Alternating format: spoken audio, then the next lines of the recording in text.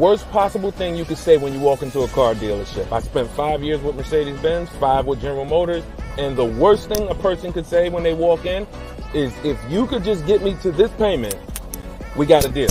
So your loan's probably still like 19, which means you got to pay to get out. You're upside down. It's called negative equity.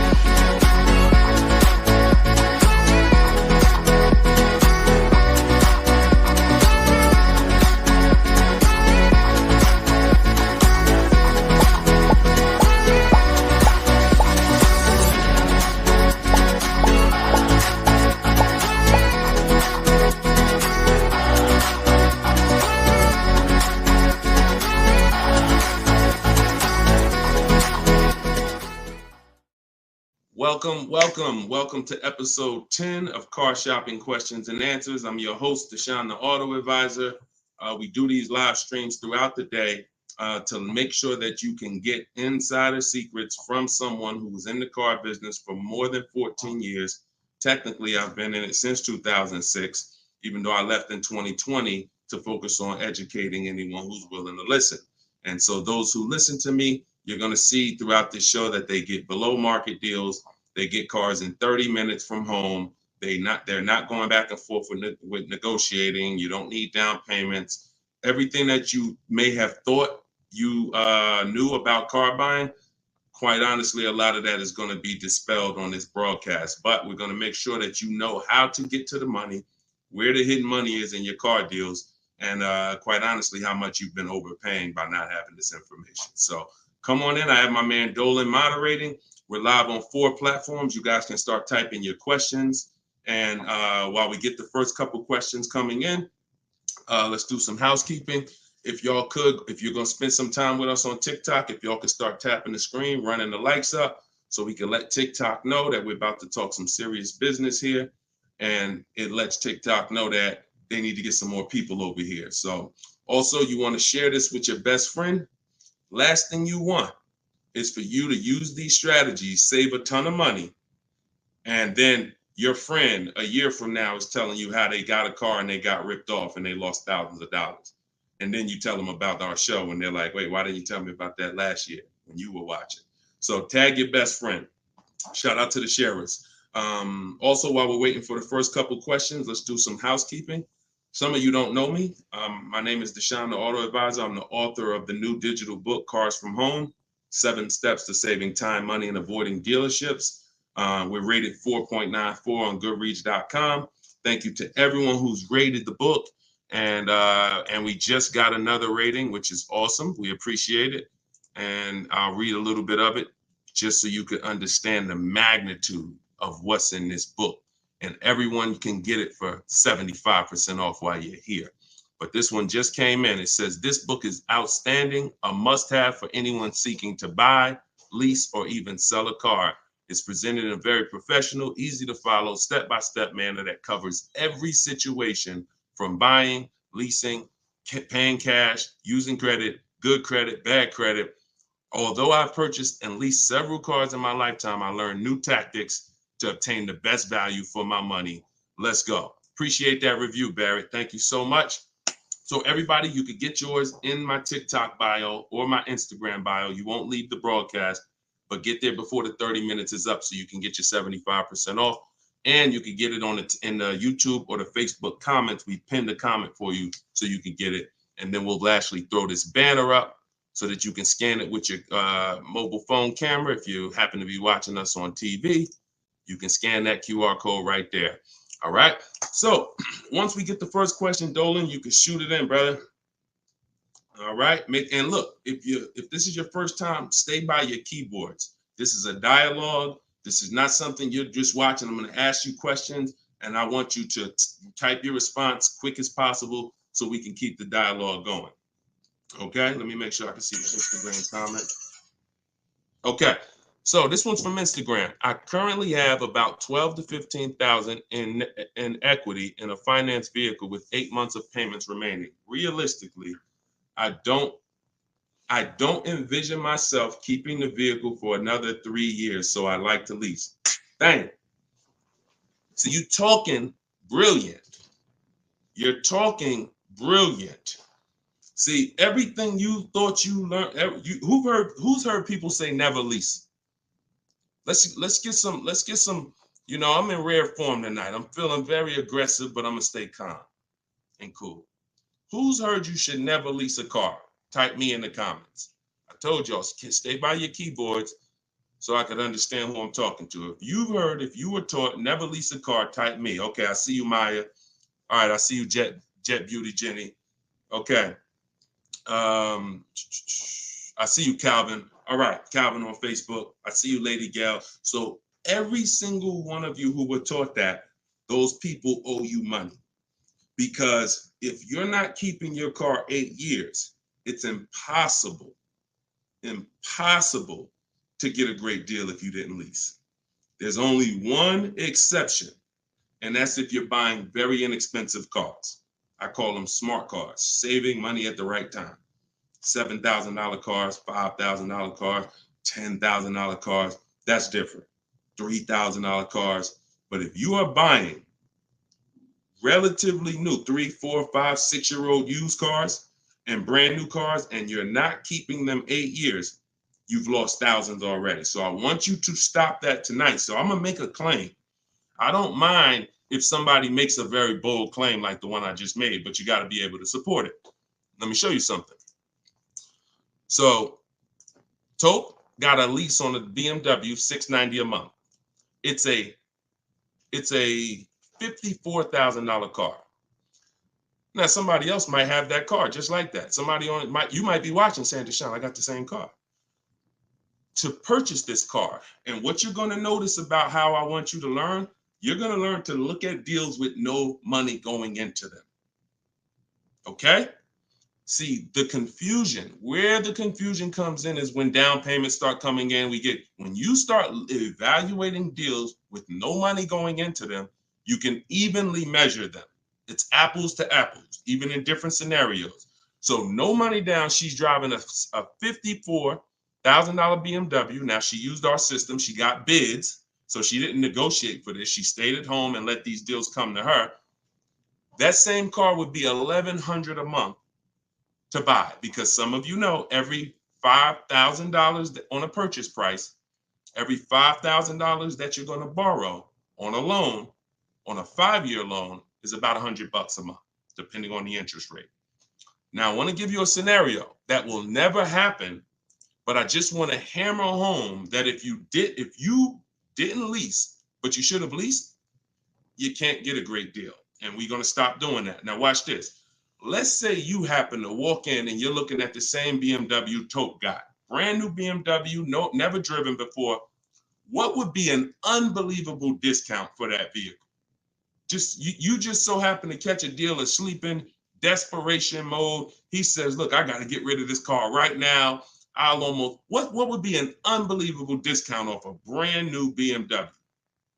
Like the best deal that you could realistically get, where you would say, man, he took off all of that money. Throw some numbers out there.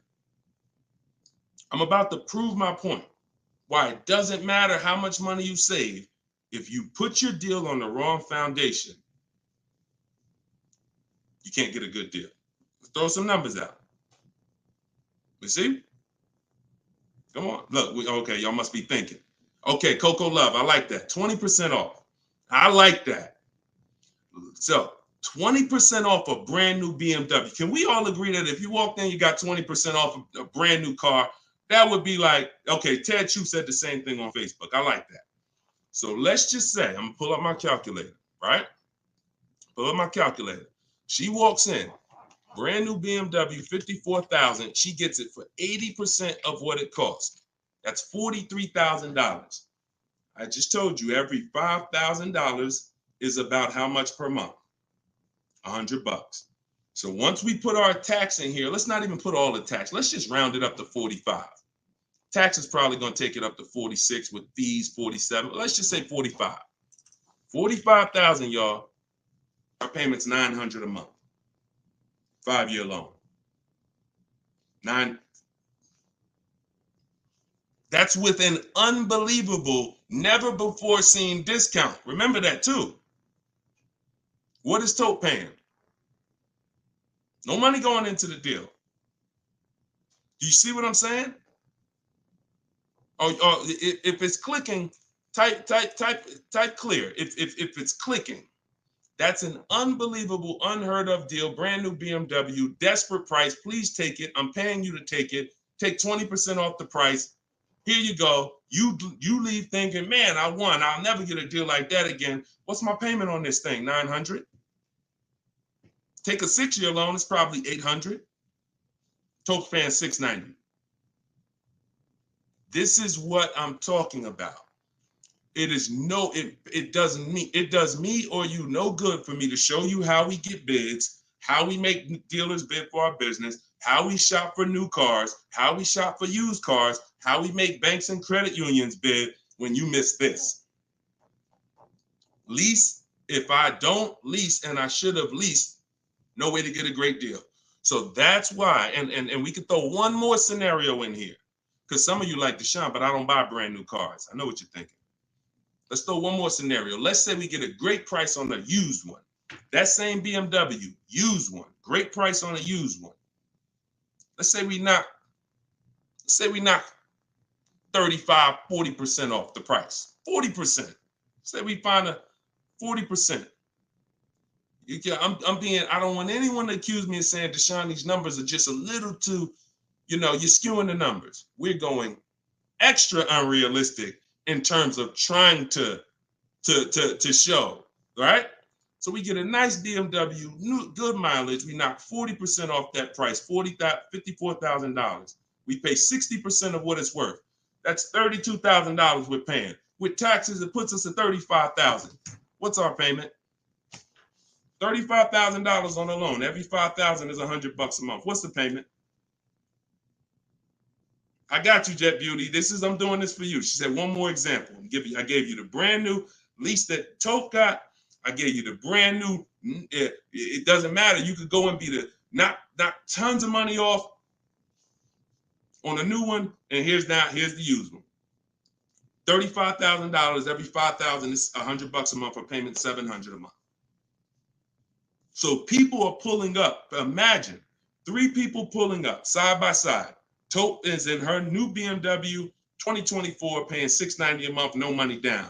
Another buyer pulls up next door that never learned about leasing, but is not keeping their cars long term, because there is a place for buying. It's not about, everyone should be leasing.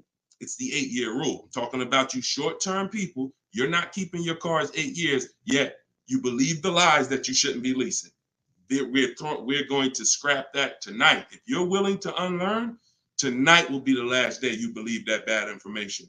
So $690 a month, Toke pulls up. Someone pulls up next to Toke, got a phenomenal deal, think they won. Hey, we got the same car. Oh, yeah.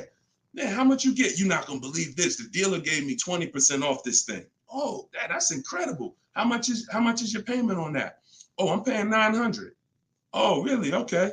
Yeah, no money down, though. No money down. Okay, what you paying? I'm paying $690, no money down. Oh, okay. Wow. Other person pull up in the used one. Oh, y'all got the new versions. That look good. That look real good. How much y'all paying? Oh, I'm paying $690 for the new one. Oh, I'm paying $9. Oh, I'm paying $7 for the used one. Do we understand how bad Tope is winning? So you keep believing that old information. It's cost you thousands of dollars. Cost your family thousands. I hate to be the bearer of bad news, but I'm also the bearer of good news. Because if I don't tell you, who's going to tell you? At least now you can actually make the changes and actually change your behavior and stop listening to people who rant about things but never talk numbers. Never talk numbers. They just rant and say, don't do this. Always do this. Never talk numbers, though. So this is it. First step, I'm glad this is all based on this first comment we got from Instagram. Don't envision yourself keeping the car 8 years, even 3 more years, then you need to be switching to a lease tomorrow. No point in staying in it. No point in staying in it. All right. Go ahead. Shoot the next question up, Dolan. I think we went deep enough on that first one. Okay. This is the 7 p.m. live show. This is our first live show in the evening. If you see the banner on the actual show, that means we rebroadcast it, because we do rebroadcast these shows all day, so you can tell your friends, even if they can't catch us live, they can watch the show. But yeah, right now we're live, so keep typing your question. Look, Marika said, "Wow, I understand. I understand. You're pulling back the veil." All right, this one's from Instagram. What's your opinion on the current car market with leasing? See, I can show you better than I can tell you. Those who don't know how to get great deals, there's no deals to them. We've been hearing this since the very, very beginning. When I started teaching people in 2021, we were hearing there's no deals out there. Felicia came in. She was our first person to use my stuff. She got a BMW X1. And she got it $1,950 off. That was in January 2022, middle of the pandemic, when there was blood in the street. Blood, everybody who came out the dealership, it was like you couldn't believe what you paid. And God willing, you didn't have to buy in those scenarios, or if you use my strategies, you did okay. But those who had to buy, I told you how dangerous it was back then, because dealers were charging 5, 10, 15 grand over sticker and getting it. Meanwhile, Felicia came in, she got a $1,950 discount off a white BMW, not a purple one that no one wanted, white one. Bonita, I always use Bonita because Bonita was middle of the, look, 2022, December 2022. Got 600 down, 600 a month on a brand new Kia Telluride. So our vantage point is different. I get it. To you, yo, there's no deals out there. To us, it's never been no deals. It's deals everywhere. Everywhere. Look, Frena. Some of you saw Frena. Just got a brand new lease. $579 a month. $65,000 vehicle. Ridiculous deal on a Jeep Grand Cherokee Hybrid. Ridiculous. Under 1% lease deal. So, I mean, Deshone, what about purchasing though? Well, it's easier to get purchase deals because there's no lease program. All you need is a huge discount from the dealer. When you're leasing, you need a huge discount from the dealer and a good lease program. So, but here's Sean, $73,000 F-150 Lightning just recently. Look, $20,000 off he's getting. It's just what you know. And I'm not the most proud of the fact I can get deals. I'm sure there's probably not one of you who doubt if this guy was in the car business, worked for Mercedes, worked for General Motors, he's clearly good at this. Of course he can get deals. That's why I don't even talk about the deals I get. I always show the people who use the stuff that I teach so that you could understand that you could get deals. You just need to change your strategies. Stop shopping like it's 1990. You get what I'm saying? You're shopping like it's 1990. No disrespect. I'm just telling you, look and analyze yourself. What about how you shop is different than how our parents shopped in the 90s? So this is what you need to change. And when you change and you start listening to what I'm telling you, you start sitting at home and you start going online and start making these dealers come to you and getting bids while you sit at home, making these banks come to you and getting bids while you sit at home, and not trading your cars anymore, getting bids from online buyers, you're going to save the same money. You're going to save the same money they're saving. Easier than you've ever saved it before. Okay? Change your strategy. That's what we do here. Okay? All of this is out of my new book. You can put the next question up, Dolan. Cars from Home. It's a digital book. You can get it for 75% off in the TikTok comments. You won't leave the broadcast. It's normally $97. But you get it for $24 as long as you get there before the 30 minutes is up. It'll be in your inbox. Same thing in my Instagram bio. Click the link, grab your copy, and then we got comments in the comment section. We have the link pinned for you guys on Facebook and YouTube, so you can get your copy for 75% off. Okay. TikTok. How do I know what the percentage is for lease deals for Mercedes-Benz? When I return my lease, do I have to replace the tires and brakes? If they're bald, yes. Or you're just going to pay for them. And the same thing that would lose you money if you own the car, lose you money if you're returning the lease. If you have a big dent on a car and you go to sell it, people are going to take off money for that, right? If you go and sell a car and you like, hey, yeah, I want to sell this car, and everybody looks and the tires are completely bald, they're going to take off money for that, right? Exactly. So you have to, now you don't have to run, now most leasing companies give you wear and tear. So I know you may have been thought, oh, I got to keep a lease perfect. No, absolutely not. They give you normal wear and tear. They allow you to have normal wear and tear, scratches, dings, you can even run the tires down pretty low. But when you start getting excess wear and tear, bald tires to the point where they're dangerous, dents, big dents, cracks in the glass, this stuff you're going to be billed for. And that's perfectly natural. Now, in the case of what is a good lease deal for Mercedes-Benz, it's not brand specific. Watch this, y'all. A good lease deal is a good lease deal no matter what. See, the name of the game with leases, if you're not keeping your cars 8 years, because there's a different way to win with cars, and that's keeping them long enough to where they're not depreciating a lot anymore. That's usually going to be at least 8 years before you start winning, and you can catch up with the good deals that lease people are getting. You see these payments they're paying. You saw the scenarios I put when, buying the used car, leasing, getting a great deal, buying the new car.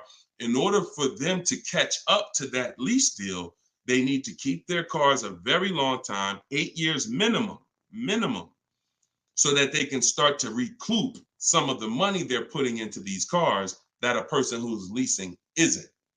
So long-term ownership is the way to win. 8, 10, 12, 15 years. Leases, great lease deals is the way to win. But that middle stuff, buying cars, switching them in 2 years, loss. Buying cars, switching them in 4 years, loss. 6 years, loss.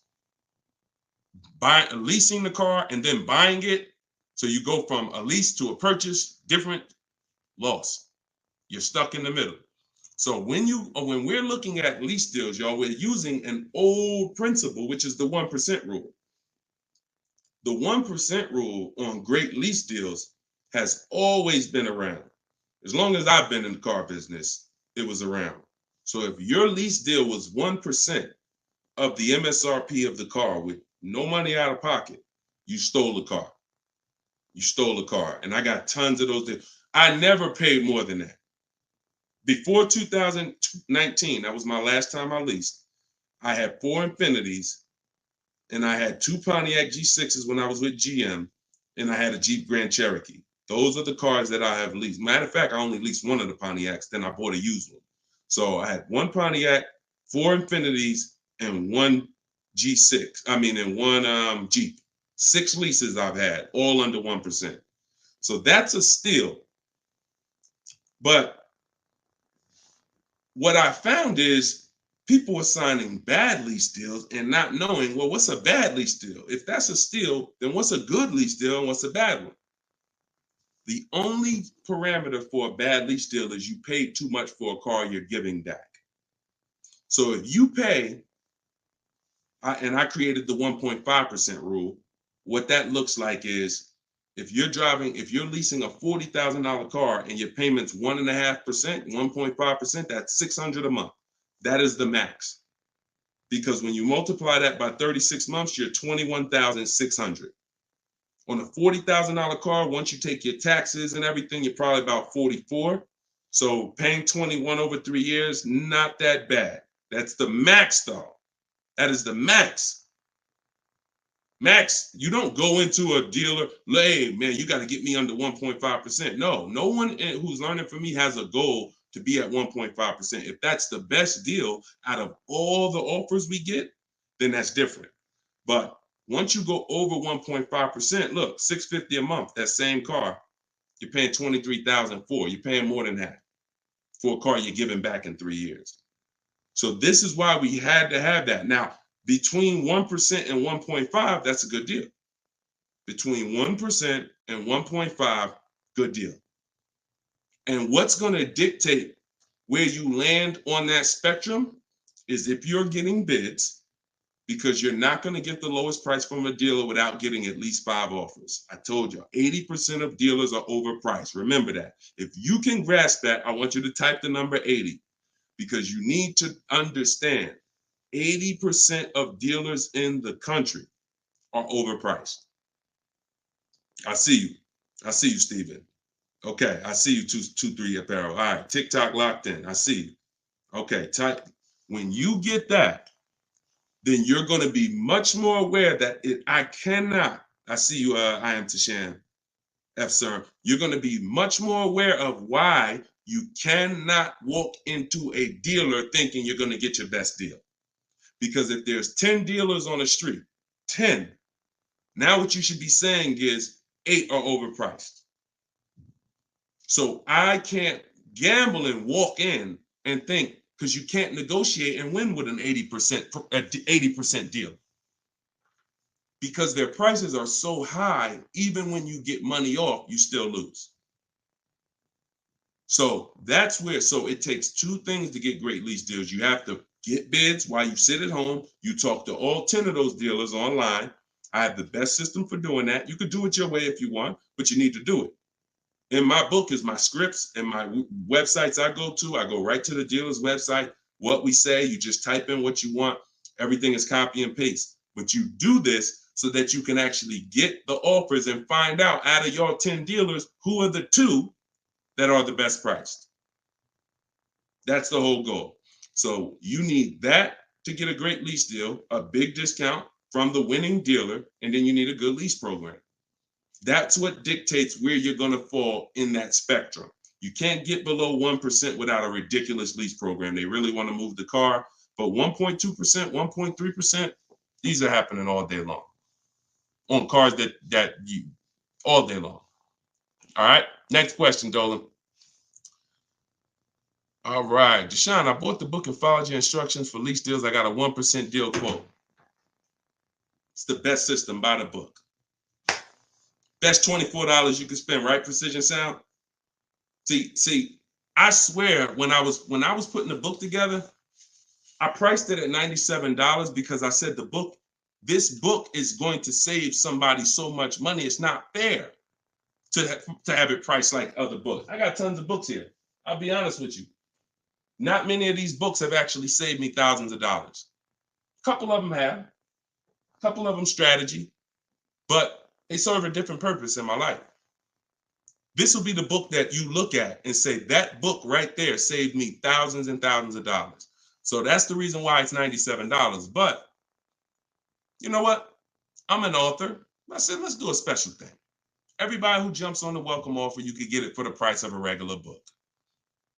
There you go. But I'm glad. 1% lease deal. Congratulations. Great job. Enjoy it. Enjoy it. All right, next question, Dolan. Can you use your system out of state? Ted, great question. You're going to find that you're going to become very comfortable dealing with dealers out of state. Because, and I'm going to tell you the truth, a lot of dealers that are close to you, when they see your zip code, they've already determined and made up in their mind how much they're going to discount, or if they're even going to discount, based on where you live. If you're 20 minutes from them, why do I need to give you a discount when I know the average person shops 2 dealers before they buy? Now, I don't want you to be average. Let the average people get average deals and above market deals, but you're not going to get below market deals doing average things. I'm going to say that again. You're not going to get below market deals doing average things. Most dealers know, this is NADA research. This is the company that studies car buyers.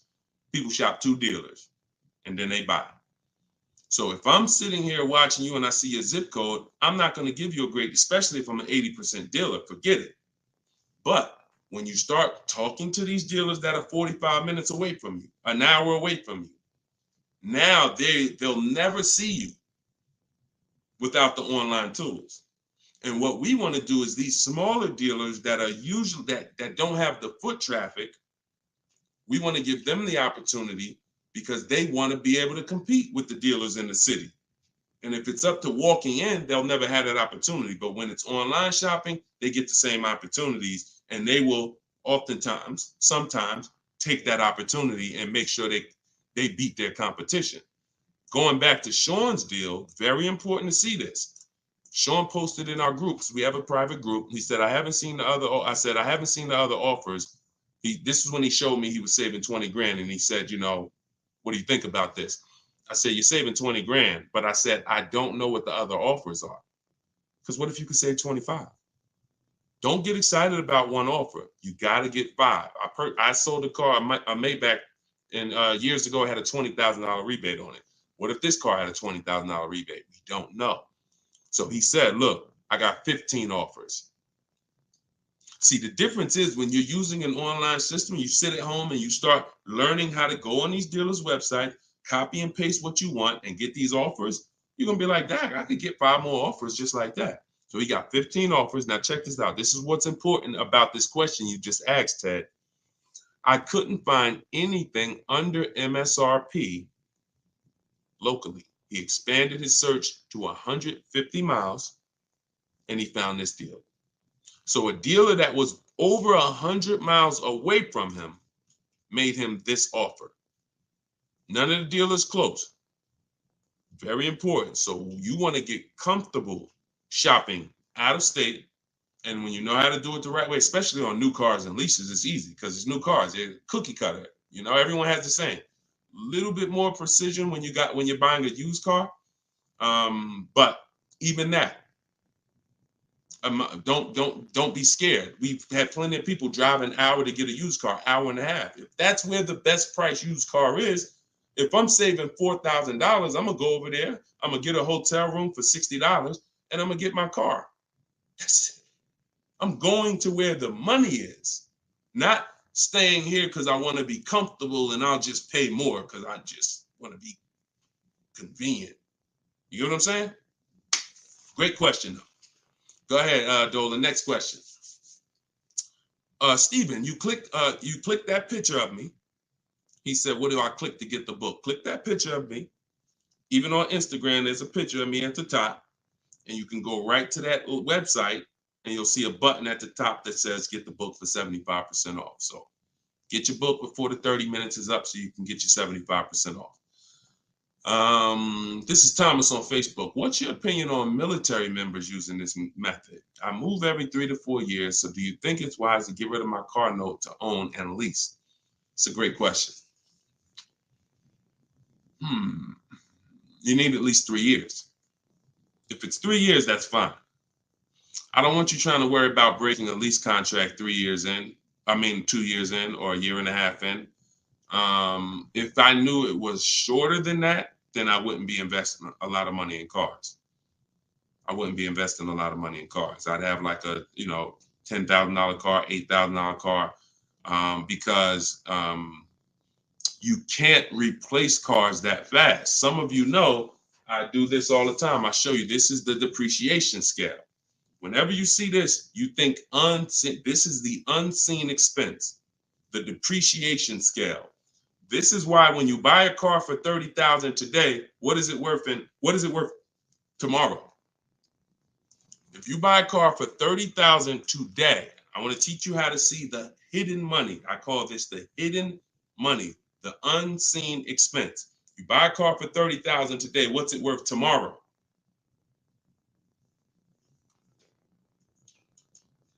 Throw some numbers out there. Let's see Instagram. I'm just talking 24 hours later. You bring the car back 24 hours later. Is it still worth $30,000? Right?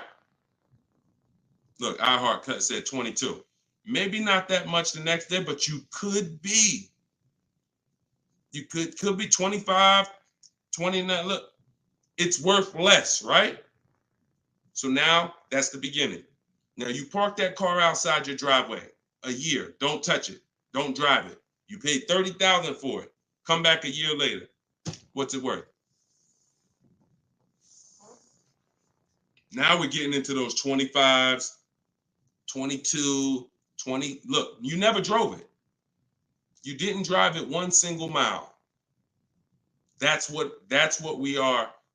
And look, that's happening the first 5 years that you have the car.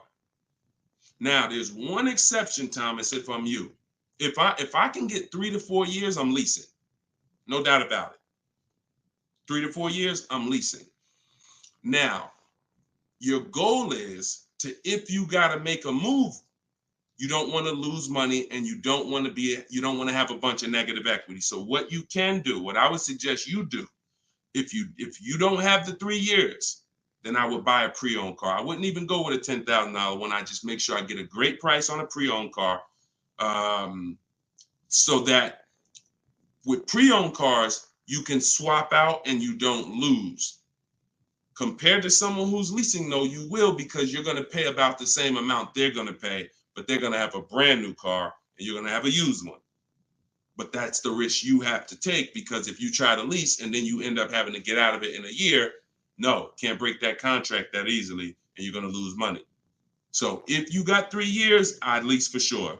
If you only got 2, then I get a great deal on a pre-owned car. And then that way I'm safe. If I do need to get out of it, I can sell it and probably break even within a 2-year period, because it's not going to depreciate as much as a used car. I mean, as much as a new car. Okay? If you got 3-4 years, man, lease. When a lot of you, when you realize I'm not talking to you who are keeping cars 8 years. If you have a car outside your house for 8 years or longer, type me. Matter of fact, type K. We call that a keeper. You've got to be able to distinguish the difference in these scenarios. Anything outside your house for longer than 8 years is a keeper. We're not even comparing leasing.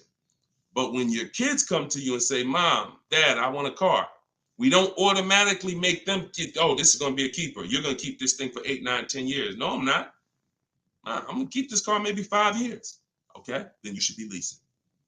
Okay, your spouse. Me and my wife did it all the time. We had one car that we bought. That was the Pontiac G6. And then we would lease a car and we would rotate the lease. So you can have both. But the key is knowing every time you're about to buy a car, the first question is, how many years am I keeping the car? And if it's not 8, then you should be shopping for great lease deals. If it's 8 or more, then you should be buying. Very simple rules, boundaries based on numbers. All right. Go ahead, shoot the next one up, Dolan. Great question, Thomas. And anybody who's in that situation, that's a good strategy for you guys to follow. YouTube, 6 months left on my 36-month lease, 12,000 miles per year. Things came up and I had to use the car every day, 99,000 miles so far. What can I do? You pay. Now, what you can do is you're going to do an equity assessment. There's 3 ways you're going to work that you compare this. 3 ways, and you're trying to see which one is you're going to bite a bullet because you use the mileage. And again, I want to make it clear, had you purchased the car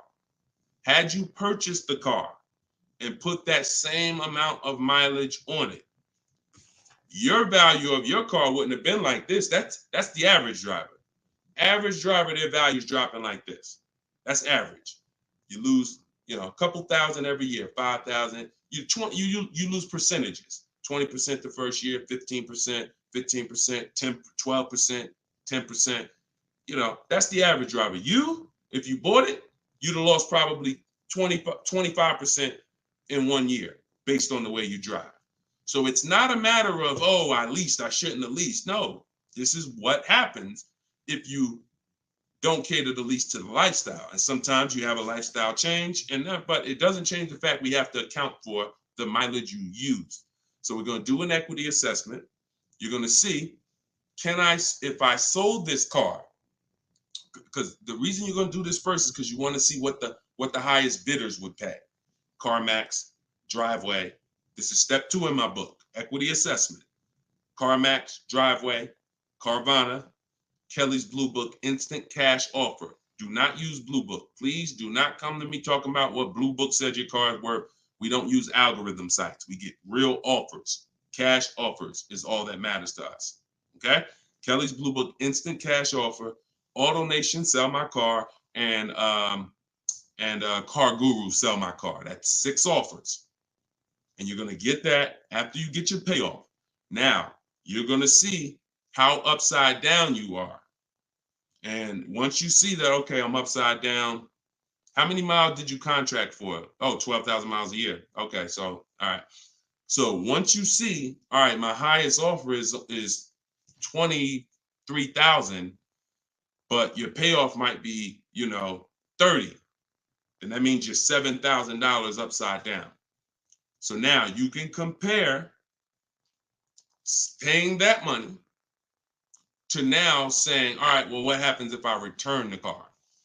Now, this is the second scenario. First scenario, when your over mileage is selling it. What does that look like?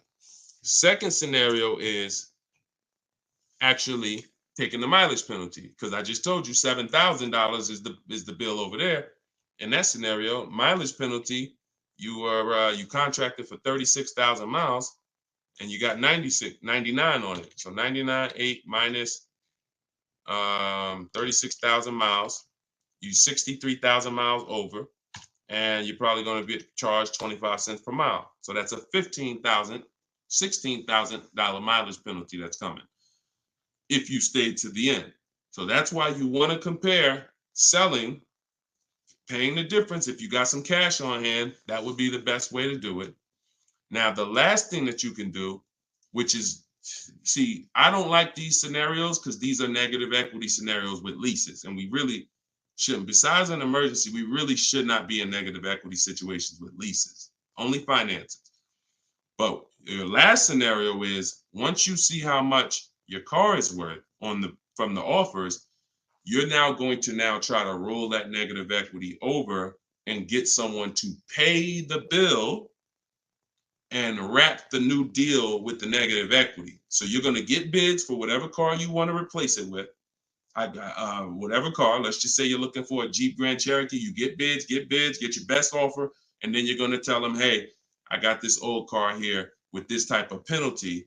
I need to wrap it into this deal. That's 7,000 or 8,000. That's why you got to know what the market value is. Before you do this, you have to know what the market value is based on offers, so that you know, all right, I got to slap another $7,000 on top of whatever my best deal is, so that I don't get the bill. So if you can pay the bill, pay the bill. If you can't pay the bill, then you need to roll it into the next deal. But the last thing you want to do is drop that car off without doing what I'm telling you, because once that car is grounded, the bill is generated. It's nothing out of it. So everything you have to do is now, because if you ground that car with that mileage, the bill is automatically coming. There's nothing you can do to get out of it. So follow those steps, do the equity assessment. And when you're on those websites I just told you about, if you have a lease, it's going to ask you, are you leasing, financing, or own? Put own. I'm just telling you. And I'm telling you, if you have my book, I explain why you must do that, but I don't have the time to go into detail of why you must do that right now. Okay, just when you're on those websites, put own. And if you have my book, then I'll be walking you through this step by step. But you're more, if this ever happens again, you guys look at this early. You look at this when you're a little bit over miles, not this much over miles. And listen, I know you may have not known, maybe I understand, but for future reference, we want to choose our mileage carefully. And if we find ourselves going over by thousands and thousands of miles, we want to make a move and do this same scenario sooner than later. Okay? Best thing I can tell you. You got to bite the bullet. We just need to find the smallest bullet to bite. Okay? All right, next question, Dolan. That's a good one. Common situation. All right. All right, go ahead, Dolan. All right, here we go. This is Ted. A couple other things real quick. I'm upside down in my current car loan, but the payment is cool.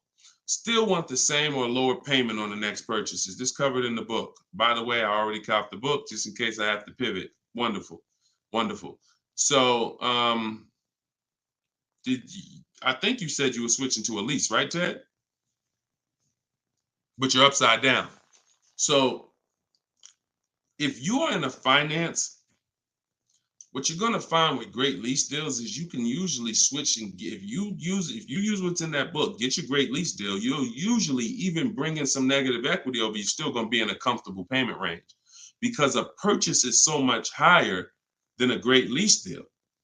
So a purchase, unless you put a ton of money down, a purchase is just so much but you can't control that. All you can do is do your equity assessment, like I'll walk you through in the book, and then determine what you're going to do with the negative equity. Pay the difference or transfer it. And once you're transferring, you get your bids, and then you bring your negative equity on top and you see what it is. There's no point in worrying about what you can't control. But I can tell you that most times, switching from a lease to a finance to a lease, you're getting more car and you're usually dropping your payment, especially if you buy new cars. If you buy new cars, forget it. You're dropping your payment dramatically. So you can still move negative equity over. But even on used cars, you're going to see that just going from a finance, you saw the scenarios. If you were here at the beginning of the show when I started those 3 scenarios, you saw how different the payments were. So that lease gives you so much room to customize, bring over some negative equity, and still be better payment-wise than purchasing. Okay? So yeah, keep me posted, man. Make sure you send me your success story. Thomas just got the book. When will the next session be for the step-by-step breakdown? I don't do a step-by-step breakdown. Look, I'm talking to the public, and here's what I won't do, because it's just not fair. I'm not going to spend a lot of time talking to people who have the book, because the book is step by step. Every now and then, Dolan pulls a question in, great, but I'm talking to people who don't have the book. I'm not going to make the whole show talking to people who have the book, because quite honestly, like I said, I got a lot of books up here. I can't talk to one of these authors. If I'm reading something from, this author over here, but the book is set up in a step-by-step way. So just use it and win with it. All right. Go ahead. Shoot the next question up, Dolan. It just would be corny. That'd be corny. Oh, he's only talking to people that got his book. No, we're not doing that. DJ Flair, YouTube. I haven't gotten APR under 1.4 on a lease. Should I settle? How many offers do you have? Now I'm looking at the comment section, DJ Flair. I need you, if you're going to ask a short question and then I'm asking you a follow-up question, I need you to type fast. And that's a quick look. Number, send. 3, send. 1, send. You know what I'm saying? I can't spend too much time if you're not right close to your keyboard. So okay, let's put it like this. If you don't have, I see you, Coach Troy. Thank you so much. Thank you to the people who support the broadcast too. I appreciate it. And shout out to the sharers. Shout out to the sharers. I see you, Body Gang Nunu. Thanks for everybody that's sharing the broadcast. Your friends will be mad at you if they find out you've been using this stuff and you didn't tell them, especially your best friend, your closest friend. If you've been using this stuff and you didn't tag them, go ahead. Go ahead, type your question, Coach Troy. We'll get to you. All right, I don't think with DJ Flair's tap back in. So here's the thing. The only time we're settling on any lease is when we have at least 5 offers. Because when you shop the right way, and anyone who shopped using my stuff can attest to this, when you shop the right way, you're going to see on a regular lease, any vehicle you name, you're going to see $150 to $200 a month difference. I told y'all, I'm not just telling you 80% of dealers are overpriced. You're going to prove it to yourself. 80% of dealers are overpriced, and you're going to prove it to yourself when you look at all those offers and you see that one dealer is at $450, another dealer is at $490, another dealer is at $530, another dealer is at $590, another dealer is at $6. We've been doing this. I've been working with people since 2021. I got over 1,600 people in my personal, coaching program, and we got thousands of people that have the book. So when we get the offers, that's what we see. So the only way we will settle on a 1.4% lease is if we know that's the lowest offer in the market. And the only way we know it's the lowest offer in the market is I'm looking at the other lease deals. Oh, that one's 1.5. That one's 1.7. That one's 1.75. That one's 1.8. Now I know 1.4 is the deal. Let me get this up out of here. This is a great deal on this particular car. That's the only way. Okay. Next question, Dolan. Great question. I'm on the fence about joining maps for my truck purchase. Can you elaborate on how it's different than following the book? I don't even talk about maps on here. Maps is Maps is my book and video with me coaching and Zoom calls and a private Facebook group. Totally different. And again, that's another reason why I can't get too big into giving questions and answers. Look, the book is there. It's $24. It's step by step. People have used it, gotten to success. That's why we're rated 5 stars, 4.94. But that's why we're rated high. That's why people are writing me. Look, we just got this today. So when I get this stuff like that, the only time I'm going to engage with thousands of people who got the book is when I know the book is not really complete. It's not complete, but we know the book's complete. So when Tiffany sends me this, look, I just got this from Tiffany. Look, I believe we got a great deal. Look, 2024 Mazda CX-90, $44,820 on the sticker. Discount was $6,530. That's ridiculous. That was her best offer of all her bids. $65,000. She saved 15% off the price of the car. Brand new car. She just sent me this. So some people are like, Deshone, you know what? I can follow the book. This is my thing. You laid it out step by step. Step 1, 2, 3, 4, 5, 6, 7 is delivery. Step 7 is literally getting ready for delivery. So, but Maps is totally different. Maps is the program I launched in 2021 that I work personally with people. We do coaching calls, and we and everything in the book is in video form. So you're not reading, you're just watching step-by-step video. So you could email me about that, and we can talk about that another time. All right? You get what's right for you. Go ahead. Next one, Dolan. All right. What if you drive too many miles daily? You just pick your miles. You choose your miles wisely. You can see, here's what I want you to understand. Now, if you were on the show a little earlier, we talked about how you're going to pay whether you, and bring in, Dolan, can you bring in Coach Troy's question on TikTok?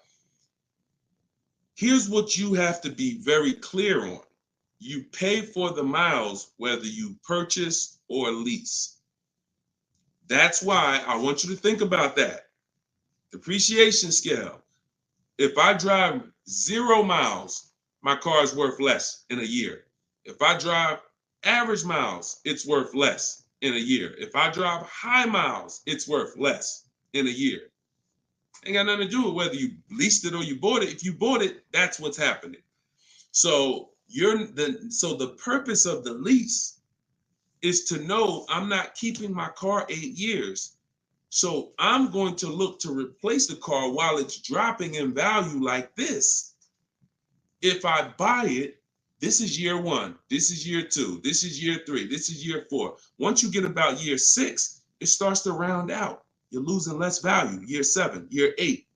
But you still need to catch up to the person who leased because they haven't put all this money in the car that you have. That's why it's the 8-year rule. But if you're like, Deshone, I know I'm not keeping the car 8 years. Your goal is to beat the depreciation in. How do I get a car without taking this type of loss? That's a lease. That's a great lease deal. Not an average lease deal, not these commercials. None of these lease deals y'all saw in the show today was based on a commercial. Nothing. They were probably thousands better. Do never look at commercials and think, oh, that's a lease deal. Absolutely not. Absolutely not. So what you're going to do is you're going to assess your miles, see how much you drive to work and back, how many days a week, and you're going to add that up over the year, and you're going to come up with a number. And if it's $18,000 a year, great. Hyundai I worked for Hyundai for 6 weeks, and I keep the story short, but I worked for them for 6 weeks. I was a manager there. Owner ended up getting indicted. Straight up highway dealer. Like I would never, it's the only dealer where I said, whoa, this ain't for me. No way. Got out of there in 6 weeks. Gave them their car back that they had me driving. I said, I appreciate it. God bless you.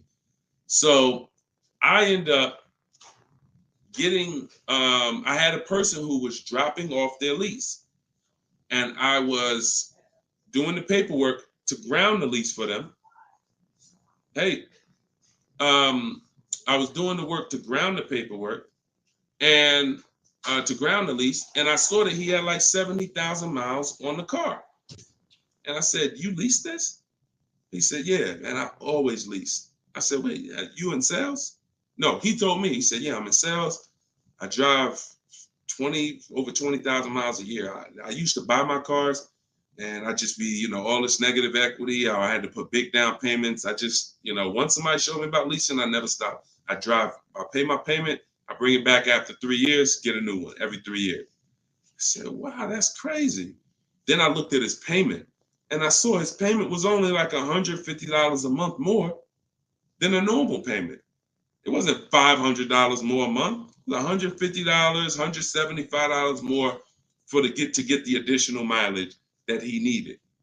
I said, "Man, I'm telling everybody about this," because I had high mileage drivers coming in with same amount of mileage on that he had, 70, 80,000 miles, except they bought it. And now I'm like, "Hey, you got like 12,000 negative equity because your car, you got so many miles on it." And they're like, "Yeah, I know." So before I learned that about high mileage leases, that's what I used to do. I didn't understand it, but now forget it. And that was back in that was 2016. So everything I've learned, I bring it to the public, and I've learned from seeing bad scenarios. So no matter how many miles you drive, as long as you're not doing like Uber or Turo or something where you're renting the car, you're just putting like as many miles as you can on it a year, and you don't really know how much you're going to put on. As long as that's not the case, it's predictable, then for sure. I have 2 strategies in my book for high mileage drivers that don't keep cars 8 years. 2 strategies: high mileage lease, and then something I call 2 cars, 1 payment. High mileage lease, 2 cars, 1 payment, where you split the mileage. You have 1 car you buy, and then you pay that car off, and then you have 1 nice car that you lease, 12,000 miles, and you just split the miles. Either way, stop buying. And now, one more thing, and put the next question up, Dolan. Now, if you're a high mileage driver and you are an 8-year person, great, no reason to lease. There's plenty of cars out there. You buy a car that you can drive 25, 30,000 miles a year. That'll last you 8 years. No reason to lease. See, if you are keeping your cars 8+ years, forget about leasing. If the person who you want to shop for is 8+ years, no reason to lease. I'm only talking to you who are like 6 years, 5 years. Deshaun, I'm not keeping it 8 years. You are the ones losing thousands of dollars by not leasing. All right, I see you. I see you. All right, so this is Coach Troy from TikTok. And we're live, y'all. Just in case you know, we're live for a couple more minutes. This is our 7 p.m. live. We whenever you don't see the banner on top, you know it's live. Whenever you see, because we rebroadcast these shows because a lot of people can't make them, so you can catch them on pretty much any of our platforms. You can watch the replay, watch the rebroadcast. But we are absolutely live right now. So for a couple more minutes, you can type your questions. This is Coach Troy from TikTok. I have a lease now. My lease is up in June. My credit fell to 573. Can I go for a finance? What I do is I get a smart car right now, saving money at the right time. Now, if you have a strong car payment history, that weighs on your profile. Mercedes, tell y'all a story about Mercedes. Mercedes, if you pay Mercedes, your whole world could be crashing down. They'll approve you again. So I would have people come in and say, Deshaun, or they'll call me and say, Deshaun, my credit's not where it was when I got the Mercedes a couple years ago. What do you think? I said, well, how was the payments on the Mercedes? I never missed one. You're good. Maxed out credit cards don't matter. They look at that. So if you paid the car payment, I go for a lease. If you missed a couple car payments, but if you missed a couple car payments, I'd go for maybe a less expensive lease. Possibly 573 is tough. You need a lot of stuff to weigh, because I have something I teach. It's about profile, not just about score. So profile is how long you've been on your job, the money you make. Probably the 2 biggest indicators are payment history and credit score. But outside of that, that's not all it's based off of. So you got to kind of look and say, all right, if my credit score is low, do I have anything else on my profile that makes the profile look attractive? That could be, you know, that's usually either a car payment that you paid on time, or um, you only missed a few payments and they dropped your score low. If you got like 60, 90-day lates, then I would tell you, okay, let's get an inexpensive car, $10,000 car, get something small. I call this a smart car. In my book, I refer to this as a smart car, saving money at the right time. Now, this is a setup car because you're in a rebuild. So your goal is to get the smallest car possible because you pay for size. You don't want to go out and get a huge SUV because you're going to pay for size. If you get something that was brand new, 25,000, I would get it, finance it, try not to get something too old. But the only way you're going to need to get something old is if you're trying to buy an expensive vehicle. If you're trying to buy a Jeep Grand Cherokee that's $45,000 brand new and you're trying to get it for 10 grand, you're going to need it. Old one. And that's usually a sign that we're looking at too much car. So, but if you need an SUV, that's different. But your goal is to sacrifice, get the least expensive quality car. It must last 2 years.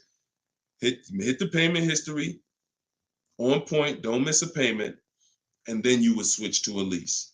So I don't know enough about your scenario, but I kind of gave you a little bit. And in my book is the details of this, the smart car strategy, and shopping for a lease and looking at your credit profile. So based on where you're at, you make your move. But either way, it's fine. It's not the end of the world. Tons of people are going to be rebuilding now. Just make sure you're doing it right so that you don't set yourself back with your next car. You want to set yourself up. And a lot of people, when they're in a tough situation, they make another decision that actually sets them back. Okay? Go ahead. Next question, Dolan. Okay, I see. High prime BMW lease. Thanks, Coach. Forget about the gifts. Just get the book. I appreciate you sending the gifts, but I'd rather you have the book because I want you to win. Okay, take that all that money you just gave on the show, and I appreciate it, and get your book so you can make sure that you win for the rest of your life with cars. But thank you. Go ahead. This one's YouTube. Where's Instagram at? Instagram, y'all quiet this evening. Y'all started out the show with a lot of questions, and now y'all quiet. Let's go, Instagram. Type your question. And the thing about Instagram is, if you hit that little paper airplane next to the comment box, you can share this with like 30 of your friends. And I guarantee you, every single one of them will thank you. Every single one of them. We don't dance. We don't tell jokes over here. All we do is talk big money. Guarantee they'll thank you. So, all right. This one, Diana from YouTube. Am I liable for a vehicle that I didn't take possession of? If the paperwork has been sealed, signed, the bank has been notified, if there's a bank involved, you can be, just because you didn't pick it up, but you would have had to sign all paperwork and basically have them turn that paperwork in, which would start the motor vehicle processing, where they're going to register the car in your name. Once this process has moved forward, whether you took the car or not, that vehicle is linked to you. In which case, yes, you are liable. But it depends. I hate buyer's remorse. Buyer's remorse sucks, y'all. Buyer's remorse you only get buyer's remorse two ways. You got a bad car or you got a bad price, or both. So you need boundaries to get good cars, quality cars. Choose the right cars that you're gonna like, gonna love, gonna enjoy, so that you don't regret the car. Boundaries to make sure you get a quality car, not a car that's gonna be in the shop, not a car that's gonna break down. Boundaries.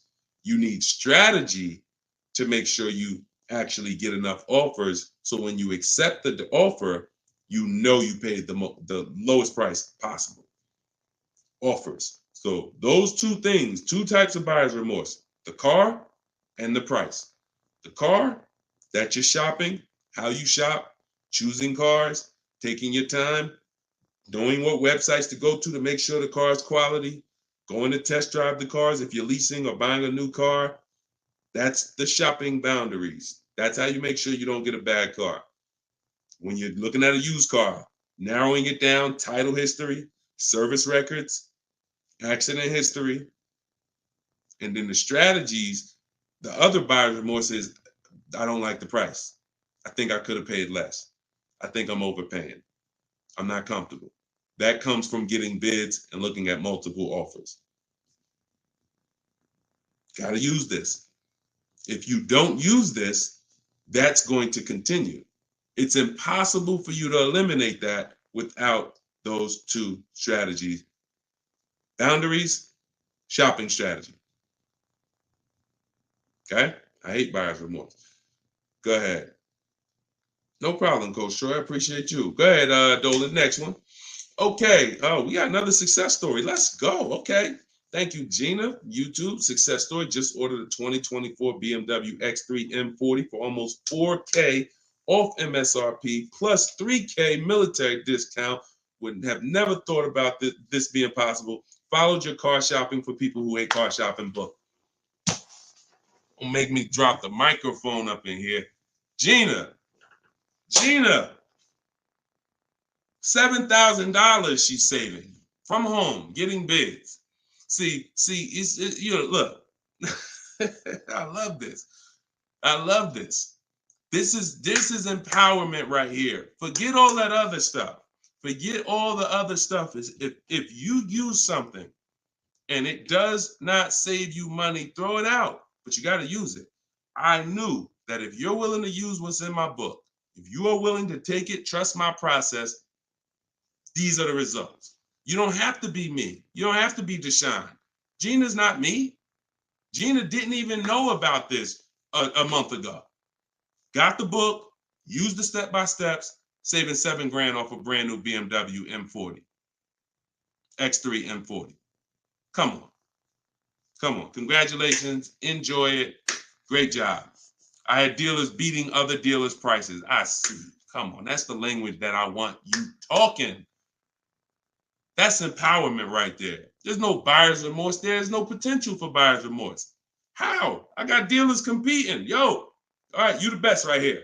You won. The heck? There's no room for buyer's remorse when people were competing, jumping through hoops. Hey, pick me. Here's my offer. Here's my offer. Here's my offer. Come on. All right. I love it. Good job, Gina.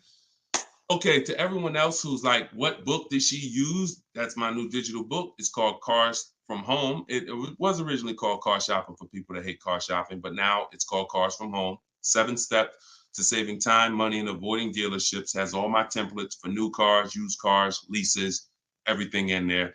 And it's normally $97, but in my TikTok bio, you can get yours for 75% off. In my Instagram bio, click that link and then get your book. You'll pay $24 instead of $97. And in Facebook, YouTube, we got the comments. We got a comment pinned for you guys to get it. Go to deshonesbook.com right there on the screen. Or if you're watching us on TV, you can just scan that QR code with your mobile phone. I want the success stories. I love the success stories. Love it. All right, go ahead, Dolan. We got a couple more minutes. Go ahead. Next one.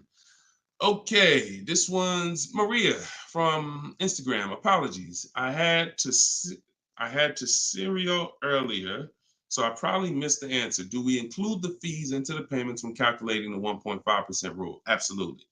Now, the simple way is you don't have to worry about the fees. You're getting offers. Here's all that's important, Maria, when we're getting our lease offers. Total out of pocket is first month's payment only. If someone submits a deal with no first month's payment, you $2,000, $3,000, because some of them will do that. Can you please, resend the offer with just first month's payment? Then 12,000 miles per year. Then we're getting at least 5 offers. And then what we're doing is we're dividing the monthly payment into the MSRP. Dividing the monthly payment into the MSRP, not the selling price. Doesn't matter the selling price. The selling price is what affects the percentage. That affects the percentage. You need the MSRP so you can judge the deal. MSRP. Divide that into the MSRP. That's all you need to know when looking at lease offers. So I can look at 20 lease offers from 20 different people, As long as they are using the format that I told them to submit me the offer in, I can compare 20 offers in 60 seconds, maybe 2 minutes. Boom, boom, boom, boom. All right, this dealer made the best offer. Very simple. Don't worry about fees with leases. Just do those percentages. Everything else will slow you down. All right, great question. All right, wasn't it fun? Look, Precision Soundworks said, wasn't it fun following his steps? I just gotta put that on it. Listen, this kid, oh man, come on. Wasn't it fun following his steps? Because you're in control. You're in control. It's fun being in control when you've been buying cars. You've been out of control for all your life. You felt intimidated. You felt like, oh, they're going to get over on me. I'm going to say the wrong thing. I'm going to do the wrong thing. Now it's the total opposite. You're in control. So it becomes fun. My man. I love it. All right, go ahead, Dolan. Okay, this one's from TikTok. My brother totaled my car with only liability insurance. What should I do? Talk to the insurance company.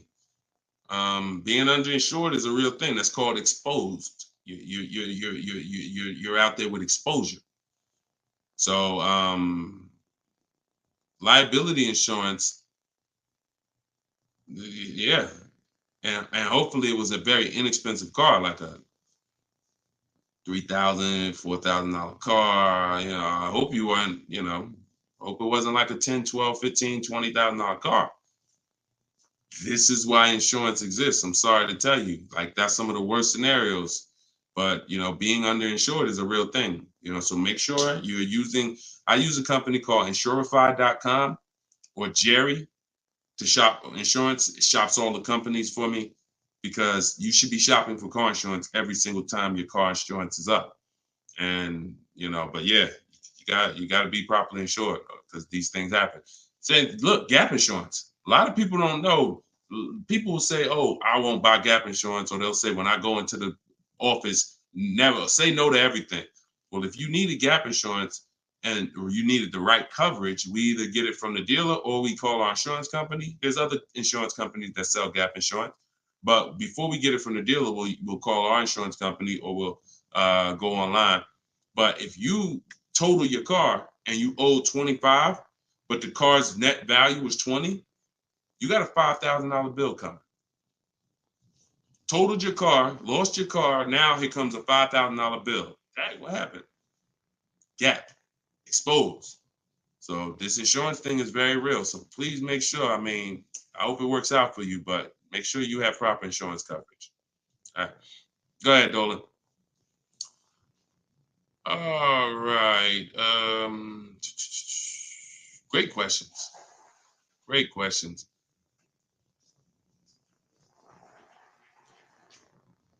All right. This one's Thomas. I have come to an end of my lease. A new lease is too much for me. The buyout is about $25K. Give me some options. Unless you got 5 offers, that doesn't mean anything. See, the problem is you didn't get 5 offers. So you probably got a lease quote from an 80% dealer who you've been buying cars from, leasing cars from. You come in, hey, what's a new one going to cost me? They're trying to keep you high based on three years ago. Everybody was overpaying and they're trying to keep you high. They're trying to keep their profit. And you look and saying, wow, the new one's 700. Nah, I can't do that. I guess I'm going to do something different. Meanwhile, when you start getting bids, you'll see that maybe the best deal on that is 500. See, all of these deals that I'm showing you guys, you got to understand something. These are not deals that people are getting by walking into dealers. Look, this is Charles. He got a Hyundai Palisade, top 10 most popular SUVs in the country. $48,000 vehicle, $597 a month. $597 a month. Listen, and just so y'all know, we live right now. This is not a replay. So we are straight live. I want you to know when we're live and when you're watching a rebroadcast. Okay? Like, understand, this doesn't happen walking into a dealership. So when I usually hear questions like this, oh, I'm gonna buy the lease out, or hey, there's no deal, you know, the new lease payments are too high. No one who's getting multiple offers are saying that, because what you would be doing is you would be flipping to another vehicle. Before I go from leasing which is a value play. Leasing is driving brand new cars for pennies on the dollar. To go from that to buying a used car is an entirely different thing. Buying your lease is buying a used car. So when you do that, Alexis, just go to deshonesbook.com. Just type it into your browser. So when you do that, you're switching totally different strategies. But what I would do if there's a bad lease program, if let's say I've been leasing Mercedes-Benz for years and I go to get another one and I do all my offers and I see, oh, this is a bad lease program. It's over 1.5, 1.6, 1.7. No thanks. I'm going to go to my plan B car. I'm going to look at it, a plan B car, because every single vehicle has a different lease program. And sometimes you'll look at one vehicle and you'll think, oh, this is all leases. No, that's one vehicle. That's not even all leases in this dealership. This vehicle has a different lease program than this one. This trim level has a different lease program than that trim level. They're all different. So when we get locked in on one overpriced lease, especially if we didn't get 5 quotes like I teach. So no, that is the strategy. So you just said, give me some options, please. Here's your options. Get 5 offers. If they're all over 1.5%, next vehicle, pick another vehicle. Get 5 offers. If those are over 1.5%, pick another vehicle. Eventually, you're going to find a vehicle that has a great lease deal, and you're going to say, okay, this is it. They're all different. If you're using my book, you can do this in 60 minutes. Your first time using this, it'll probably take you 90 minutes to do the process. Second time, you should be around 60. I want you guys, by the time you use this 2-3 times, you'll be getting car. I can get any car I want, get the best offer, look at the whole market in 60 minutes, 45 minutes, 60 minutes. So that's not going to be your first time. 90 minutes probably the first time. But this is 90 minutes. By the time, that's not one trip to the grocery store. It's not even one trip to the grocery store. All right, y'all. We've been on for an hour and 18 minutes. We like to keep these lives around an hour and 15. We're going to wrap.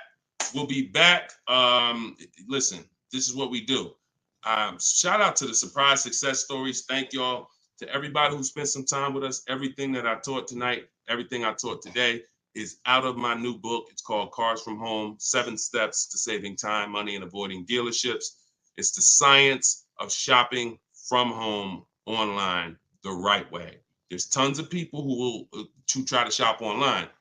There are car sales people who have mastered the science of not giving quotes online, making it hard to buy online. So the same way when people were walking into the dealer, car salesmen got trained on how to handle you.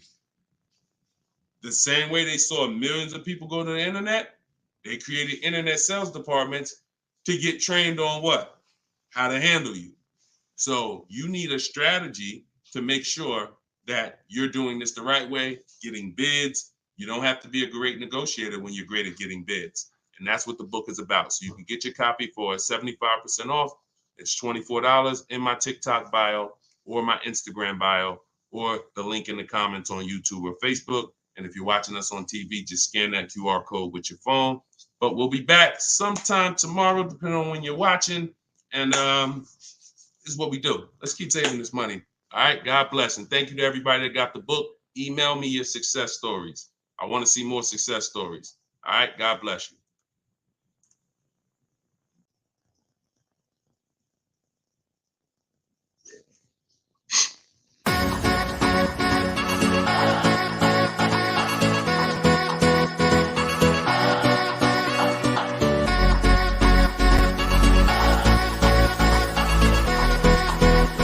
The worst possible thing you could say when you walk into a car dealership. I spent 5 years with Mercedes-Benz, 5 with General Motors, and the worst thing a person could say when they walk in is, if you could just get me to this payment, we got a deal.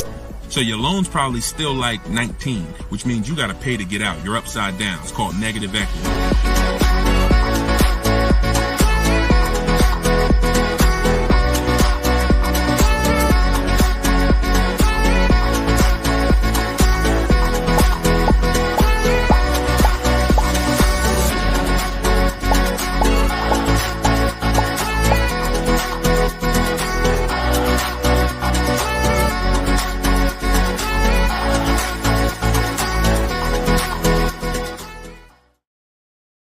Welcome everybody to episode 11 of Car Shopping Questions and Answers.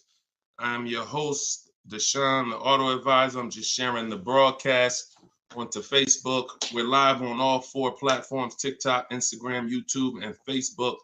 We do these shows throughout the day, and we do lives. If you see the banner above me, that means you're watching a replay. If you don't see the banner, that means we're live. You guys can start sending your questions in, and we will get down to the order of business, which is making sure that you have the inside strategies, the best strategies to car shopping online so that you can get below market deals.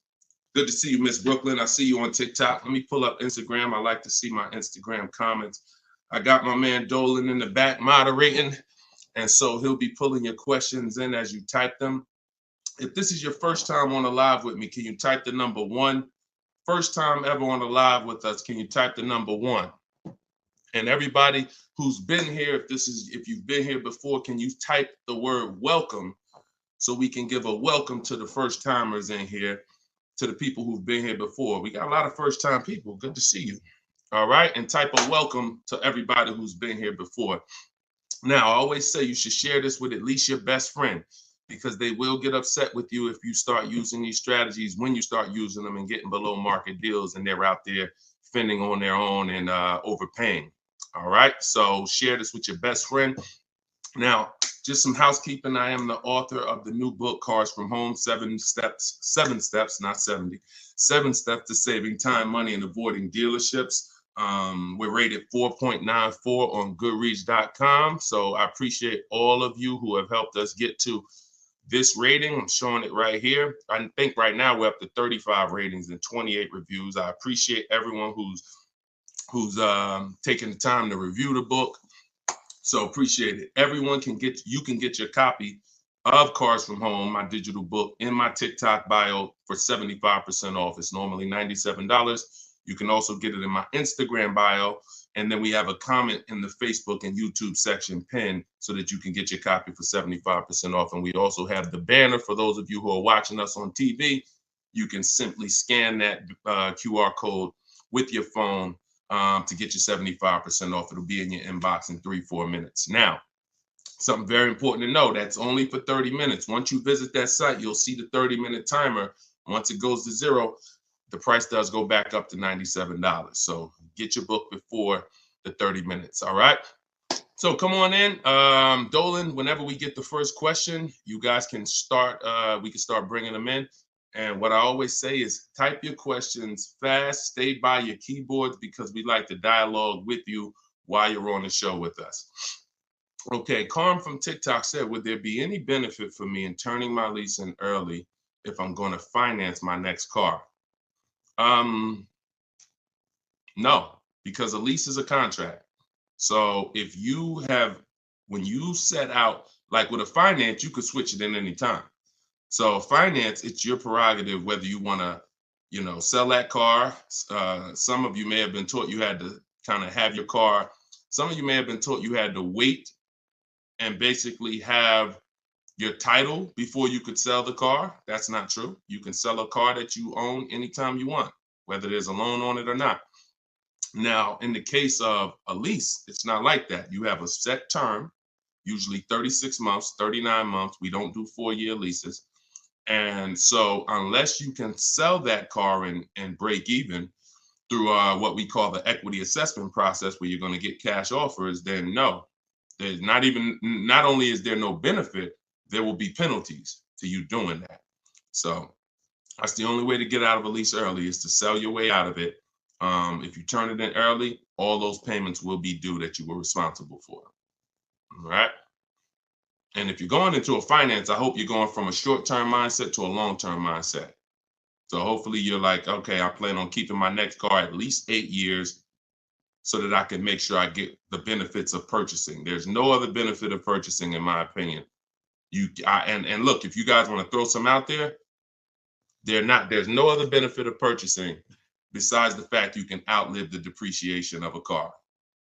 Paying the car off is not a benefit if you're still seeing massive depreciation. So if your car is losing thousands and thousands of value every year, thousands of dollars in value every year, but it's paid off, who cares? That's a loss. But with a purchase, you can hold on to the car long term, and then you'll outlive the depreciation to the point where the car is not losing value every year. It might lose a couple hundred. That's it, but not normal depreciation. So hopefully if you're switching from a lease to that, that's your mindset, okay? Nothing else makes sense, financial sense. All right, go ahead, Dolan. Next question. This one's from Instagram. Oh, wait, hold on. We got another one. Instagram. I extended my lease on my 2020 Jeep Grand Cherokee. I only pay about $270 and change a month, thinking I should buy it out. What are your thoughts? Why do we want to go from leases to buys? There are two totally different benefits. First of all, $270 a month, and I'm assuming you put money down, because even on a great lease deal, $270 a month is just not going to happen on a Jeep Grand Cherokee. So you paid that payment a little, you paid to get that payment a little bit, but yet and still, a lease is, the benefits of leasing are you're driving very expensive vehicles, brand new vehicles, $25,000, $30,000, $50,000, $100,000 vehicles for pennies on the dollar when you get great deals. You're literally driving them for 30%, 40% of what someone who purchases them is paying when you get great lease deals. What's the benefit of switching to a purchase? What's the benefit of buying a used car after that? Which is what you're asking, Patricia, is, okay, should I go from my lease to buying a used car? Because that's what when you buy your lease, that's all it is. You're buying a 3-year-old used car. There's nothing different than that. So if you are of the mind, and also to get a payment that is relatively low on a lease, you got to take a long, when you buy out your lease, you got to take a 6-year loan, especially with today's interest rates. You're going to take a 6-year loan. So you're literally paying on a car for 9 years. You're committing to a 9-year payment on the same car. Think about that. If y'all enjoying it, y'all going to spend some time with us. Could y'all tap the screen, keep running the likes up on TikTok? Appreciate you. All right. What's the benefit? So why are we doing this? And for the, all I do is I spend my time talking about numbers and thinking about financial ramifications, financial consequences of the decisions we make. And I try to explain them to you so that you can look down the road and see that this doesn't make financial sense for me to do this. So if you're looking at a $270 a month payment and you put money down, your best bet is going to be to shop for another vehicle, unless you want to keep the car a long time. If you say, Deshone, I'm keeping this thing 8 more years, then you can buy a used car, because that's the only way it's going to make sense for you to pay 9 years of payments on the same vehicle is if you keep it at least 11 years, which is 3 when you bought it, when you leased it, and then another 8 once you bought the lease out. 11 years. But you paid for 9 on the same car. So there's no good reason to do these things. Buying your lease out is the only scenario where you come in.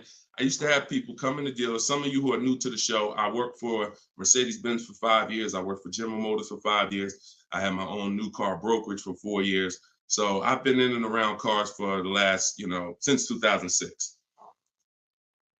People will come into the dealer and say, they had a car that they bought brand new. I want y'all to listen to this and stay by your keyboards, all right? Because I'm going to ask you a question.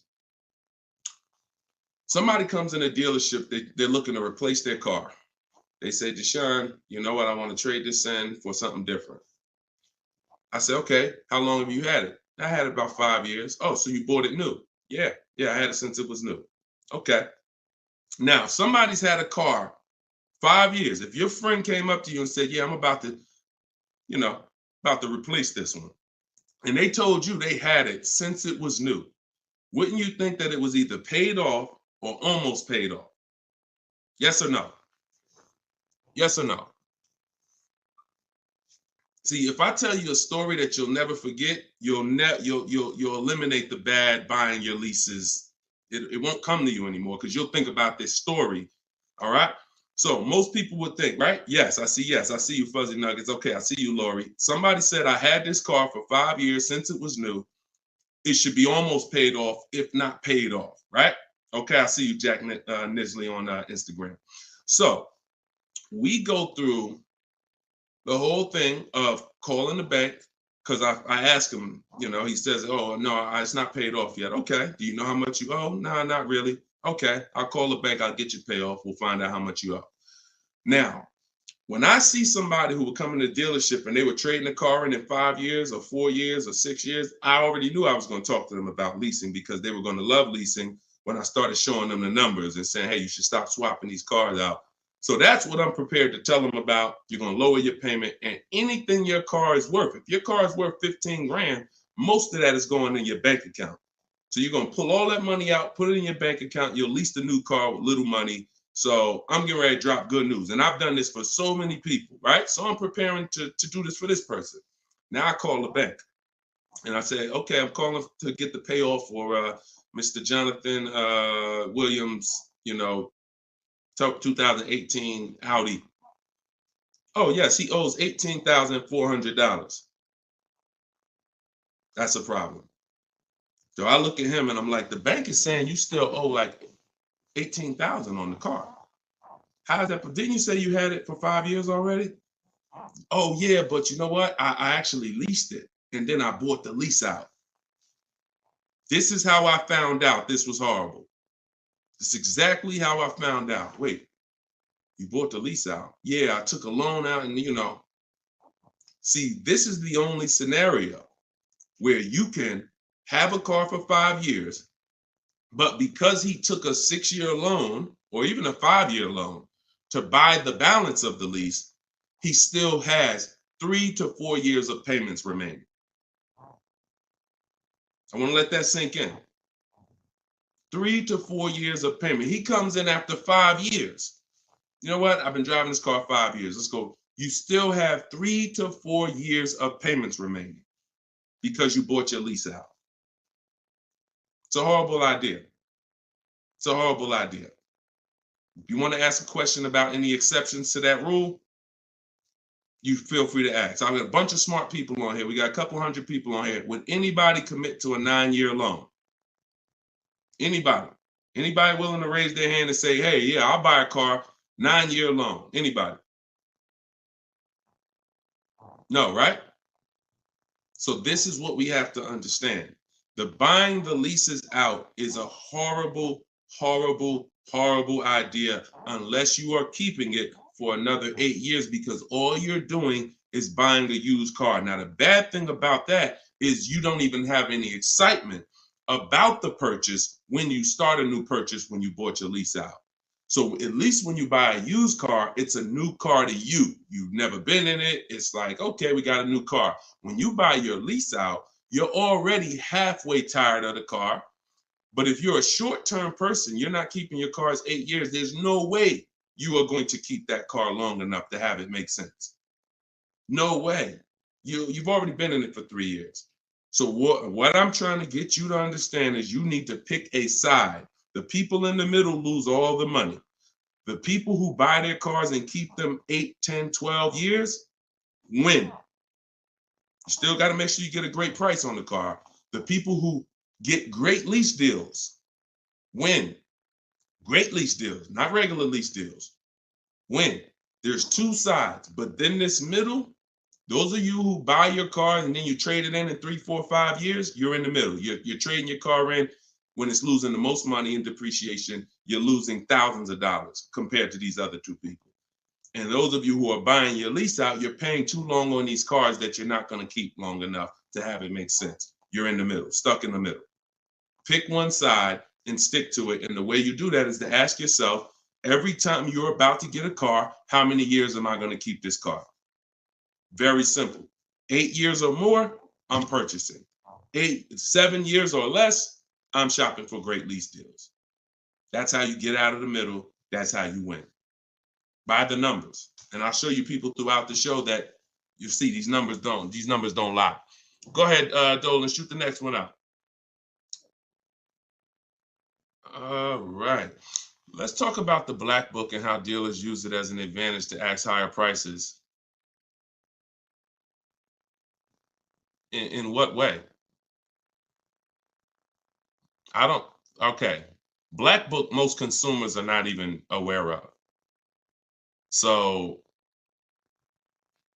when it comes to black book is a tool that dealers would be using, if anything, and consumers are not going to be aware of it. Now, when I've never in my life buying a car needed to focus on what the black book says, because I don't focus on algorithms. I focus on offers and bids. Offers and bids. Even when you go on those websites where you're shopping for used cars, because this is a used car question, you'll see Car Gurus, Kelly, Auto Trader, Cars.com. They give you a algorithm-based opinion. Good deal, great deal, fair deal. That's an algorithm-based opinion because they're not actually doing it like real estate, which is based on comparable sales. So it's all it is an algorithm based on all the cars that are on this website. This is considered a good deal. Now, here's the problem. They don't know what the original price of the cars were. So they're going off of an artificial market system. So if I just take everything on my website and then say, based on everything on this website, this is a good deal, but I don't know the most important thing, which is what I teach. This is in my book. This is everything I talk about you need before you can buy a used car. I need to know the original price. So the car that I ended up getting, which was a 2021 Infiniti truck, they said that was a fair deal. I'm looking at it, and that's why I ignored it. So I don't even pay attention to it. But when I'm looking at these top 4 Infiniti trucks, they all look the same. They're all white. They're all the same year, 2020 at the time. It was 3 years old at the time. They're all within a couple miles, 26,000 miles to 36,000 miles, similar miles. So, and they're all asking between 30 and 32,000. So that's confusing for someone who's going to, now that's why they give you the algorithm, because what they're going to try to do is try to end the confusion so that you don't stay there and you buy something. But no, what you need to do is you need to get the original window sticker of the car. Now, Carfax has agreements with some dealers, some brands. But once I got the original window sticker, here's how the clarity comes in. What I just told you is the scenario that most of you who shop for used cars online, you've encountered that. I'm looking at 4 cars. They all look similar miles. They're all asking within, $1,800 of each other. How do I pick the right one? Right? Normal question. Once I got the original window stickers, what do I see? Well, one of them is $46,000 brand new. One of them is $48,000 brand new. One of them is $52,000 brand new. One of them is $54,000 brand new. And that's the one I got. Type clear if that just clicked for you. See, when I'm looking at the algorithm-based price, now you're telling me, oh, well, these cars are within $2,000 of each other. So really, no matter which one you pick, you really did okay. That's what you're telling me based on the algorithm. But based on the facts, if I accept the one for the lower price, because I think, oh, well, they're all the same. But that's the one that was $46,000 brand new. And the other one that was $54,000 brand new, that had all this special equipment in it and features and all types of nice stuff in it, that one they were asking $1,500 more. So I lost if I picked that lower price one. That's why we don't get stuck on these algorithms and black books and anything like that. We go to the market, we see what the low side of the market is, and then we're going to obtain the Carfax. I have a couple ways that I like to do it. Either through the dealer's website. I'm going to get the original window sticker of the car, and I'm not going to buy a used car without having the original window sticker of the car. How do I know what's in the car? Forget what the dealer's discounting.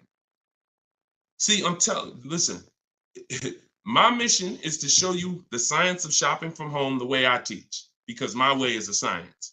It's not random. It's actual steps. They don't change. It's a system. McDonald's.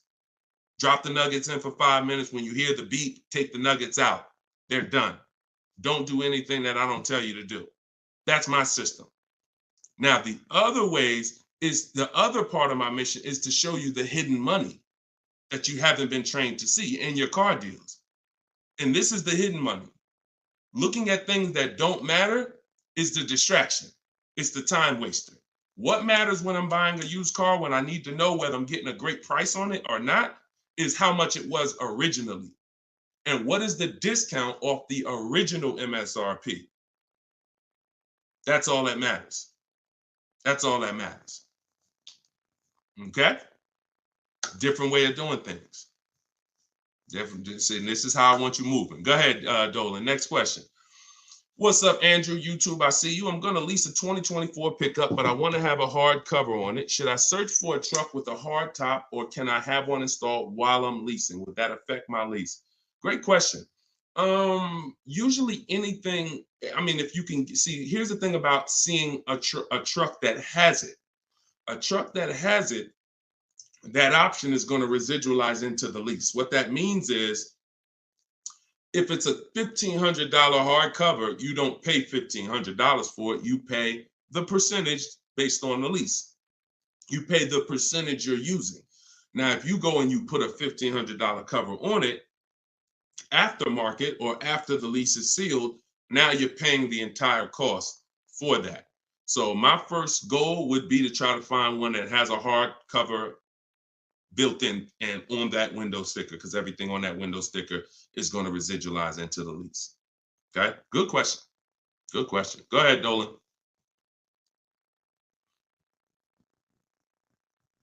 Okay, and we're live, y'all, just so you know. I know some of you may have seen our broadcast because we rebroadcast these shows all day, but we are live. Today is our Wednesday 12 p.m. show and Eastern time, so you can ask your questions. We'll get through as many of them as we can.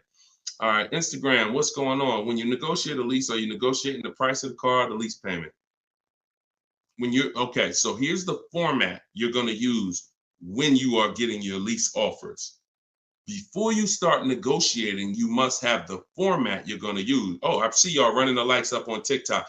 Every time y'all hear something that you like, if you could just tap the screen, that would be great. And wherever you're at, if you could hit the like button, I see we got 2 likes. That's pretty sad, but it's all good. I'm thankful for the 2 likes on Facebook and YouTube. No, I think that's Facebook. But anyway, a lot of you don't realize how important the like button is, because it sends an alert out. So anyway, we look, now they're running them up on Facebook. I gotta start asking for the likes on Facebook too. All right, so this is the format you're gonna use when you are okay. So let's say I'm purchasing a car, new car, used car. My format is always offers, all in, taxes, plates, everything included. That's the format. Forget negotiation. If you have the wrong format, then you're gonna not be strong. You're not gonna be able to have a good, negotiation. So if I say I'm gonna negotiate the monthly payment on a purchase, I'm setting myself up for failure. So we focus on the price of the car when we're buying. With a lease, though, it's different. A lease, the format we follow is, and it's based on the 1% rule.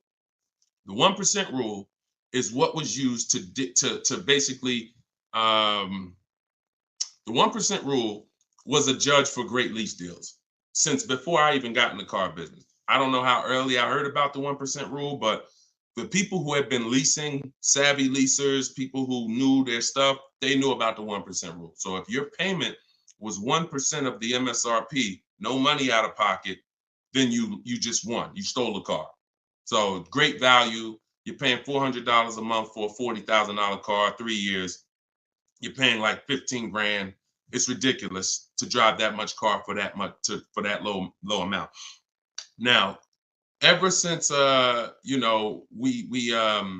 let's continue. Hold on. So that's the format we want to follow, because what we're now trying to see is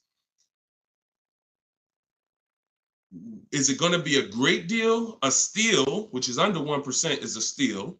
I call 1% to 1.5% a great deal, and then over 1.5% is a bad lease deal. So we're looking to see, but we need to follow that formula, that format, so that we can judge. And what that is we get our offers with first month's payment total out of pocket.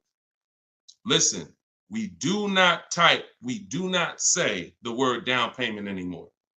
I want you to eliminate down payment. When you're shopping, I want you to eliminate the word down payment. Because who's had this happen? Be honest. You come in, you're talking to a car salesman, you're like, okay, I could put $2,000 down. Now, later on in that transaction, you end up finding out that the $2,000 down didn't include tax, didn't include the fees, and now they're asking you, well, how do you want to take care of those? Who's had that happen? Type me if you've had that happen. Oh, I thought that included everything. Now, I thought, 2,000 was like, or they'll look at you and give you a quote and say, okay, yeah, your quote is 2,000 down, X amount per month. And then you get up there and you say, hey, yeah, it's 2,000 down, but you got to pay for your plates and then you got to pay for the taxes, or do you want to put those in the payment? So whenever you leave these things to chance, you leave an opportunity for you to, be surprised, and we don't like surprises. So what we say is total out of pocket or total due at signing. Either way, this is the amount that I'm coming out of pocket with. Everything else needs to be included. So we're doing our lease quotes with total out of pocket, only our first payment. Because when you lease, you pay your first payment and then you drive off. It's not like a purchase where the payment comes 45 days later. It's pay your first month's lease payment, then you drive. So that's all we are paying. That's it. First month's lease payment. Now, I'm not telling you that's all we will pay finally. You can keep that question up, Dolan. I'm not telling, because I want people to know that what question I'm answering, even though it might take 2, 3, 4 minutes to answer it. So there's plenty of scenarios where we are going to put money down. Once we have a great deal, we might want to lower that payment. So there's nothing wrong with putting money down as long as you know the risk and as long as you know, okay, I already got a great deal. You can't buy your way to a great deal with a down payment. You can't say, oh man, I don't like this deal. Man, all right, show me what it looks like with $5,000 down. And then they're like, oh, okay, yeah, I like that payment better. Let's do that. No, you're trying to buy a deal. You have a deal before the down payment comes in. The deal is based on how much of the car, that 1%, 1.5%, 1.2%, under 1%, that's the deal. If you're at 1.7%, just because you gave them $4,000 down and now it's at 1.5, no, that's not how we judge it. You bought your way to that payment. You're paying overall too much for the car. So that's the format we use. First month's payment total out of pocket, 12,000 miles per year, all taxes and fees rolled in, and we get at least 5 quotes. At least 5. You are not going to get to the money without at least 5 quotes. It's not going to happen. It's not going to happen because 80%, I work with thousands of people all around the country. Some of y'all saw my group. We got 1,600 people in my private group. That's, we have a couple thousand people, 4,000, 5,000, 6,000 people that have my book. So I get data from all around the country. I know you need at least 5 offers. 80% of dealers are overpriced. So if you get 4, 80%, if you get 5, 4 of those offers are going to be overpriced in 90% in most cases. And some people go, if they're shopping for a popular vehicle, they may do something like Charles. Charles was shopping for a Palisade. He knows that's a popular truck. He got 10 offers. And when you use what's in my book, for all of you who like Deshone, I want that book. It's $24 if you get there for the 75% off. In there is my scripts. And it's the way we contact dealers online to get offers online. We always get our offers online. We don't talk. I'm not giving you scripts to say, hey, yeah, all right, I got to remember what Deshone told me to say. No, we are online. They're online scripts and templates because if we talk, we're messing up. Whenever we're talking to a salesman about numbers, you're not following what I teach because I'm never going to be in that position. I'm never going to tell somebody to be in that position. Everything we do is online, but you must get 5 offers at least. And you see, Charles got the Palisade, $48,000 truck, $597 a month. It's people on here. It's probably people watching this broadcast that's like, I got that same truck, Deshone, and I'm paying like 7, 8, 9. It is what it is. You need new strategy. So go ahead. That's how we format leases. And once you get your offers in that format, Nicole, now you can start to compare the offers, and now you can start to negotiate if you want to make, because we always make counter offers. Whenever someone sends us a quote, we always make counter offers. In fact, I have a calculator that you put the offers in and it tells you what you should counter. But if you're going to do it your way or my way, it doesn't matter. We always make counters and then we settle from there.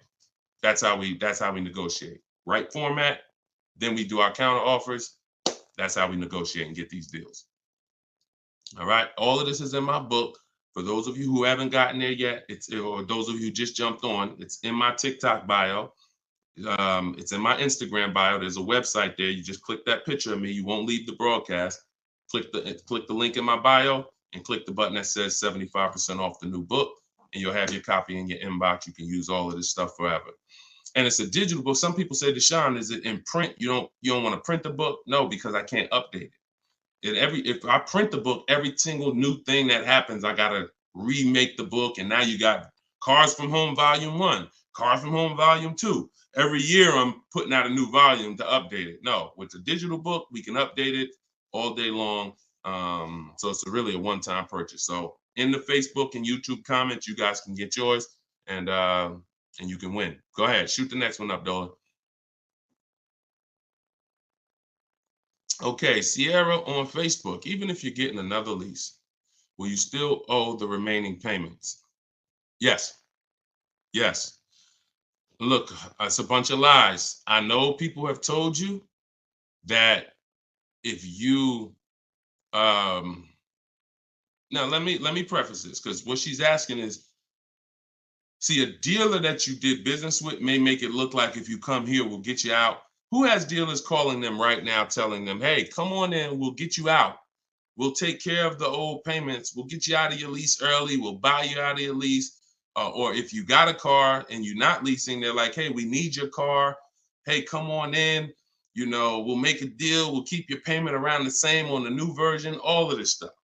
Okay? So I want to talk specifically about what happens. First of all, that's a computer generated letter. So when you see, hey, Rico, my manager just saw your 2014 Saturn Ion. Man, I have a customer looking for that exact car. That's all a computer rated. That same email, that same letter goes out to 10,000 people at once. Okay, so don't. So understand that. Now let's hone in on the people who they hit you with the, I'll get you out of your lease early. There's only one way where payments are going to be waived, because the dealer can't waive payments. Only a bank can. So if you're with Honda Financial, if Honda Financial decides they want to do some type of loyalty program where they waive remaining payments, and it's usually 1 or 3. The most I've ever seen when I was with Mercedes, there was some cars they wanted to get back. They did 5, but that was it. And that went away. So, even from 2019, I didn't see payment waivers on leases because I don't know, for whatever reason. I saw them early in my career with Mercedes, but not later. They went away. So what they'll tell you is we can get you out early and we'll take care of the payments. If they don't have a payment waiver, then they're rolling the payments into your next lease. And what they'll depend on is you're just so desperate for a new car that you'll just take it and you won't ask any questions. But when you shop the way I'm telling you to shop, which is we don't give our old car to the dealer until we make sure we can't make money. We don't just drop off a lease at a dealership. We do an equity assessment to see if there's any money in the lease that we want to make sure we don't give to the dealer. Because if you drop off your car and it's a lease and the dealer runs your payoff and they see, wait, the payoff is 18, but the market value is 21. Let's buy that. We'll make that and we'll keep that 3,000. If they're going to do an equity assessment, see, here's what's crazy. And here's what you got to understand. They're doing an equity assessment regardless of whether you do one or not. We're going to do one. Every single lease that comes in that a person drops off. Why do y'all think y'all seeing commercials now that say we're a lease return center? Bring your leases here. You go on a dealer's website and you see, hey, drop off your lease courtesy, because they know most of the public is not going to do an equity assessment. And if we do 20 lease returns, it's going to be money in 3, 4, 5 of them. So we'll do the other 16, make no money on them, because we'll make $7,000, $10,000 on those 4. We'll make 2, 3, 4 grand a piece on those 4. This is your money that you gave unknowingly. Now, equity isn't in every car. That's why I just laid out that most of the time it's not. But if you drop off your car without doing the equity assessment, which is getting real offers, CarMax, Driveway, Carvana, Kelly's Blue Book Instant Cash Offer, Car Guru Sell My Car, AutoNation Sell My Car, that's 6 offers. We get 6 offers all the time because everything we do is a bid. So if you don't do that, you're now potentially leaving thousands on the table. So when you do that, you're not going to ever feed into the, oh, let the dealer who wrote me a letter say, bring your car in and we'll get you out of that car and we'll take care of the payments. You're going to know if you have equity or not. Now, if you do not have equity, then all they're doing is saying, how can we finagle this, get them out of this car into a new one? Move those payments over. Yeah, they got $6,000 worth of payments left, $3,000 worth of payments left. We're going to move that over to the new deal and we'll get them in a new car. So instead of leaving out, waiting, being patient, and now if you would have been patient, ended your lease and shopped the way I'm teaching you to shop, you'd have got a $500 a month lease deal, $400. But they'll get you out early because you're paying $650 right now. And they'll say, hey, come on in. They'll move the numbers around and they'll say, look, good news, we kept you at $650. And you get to get in another car.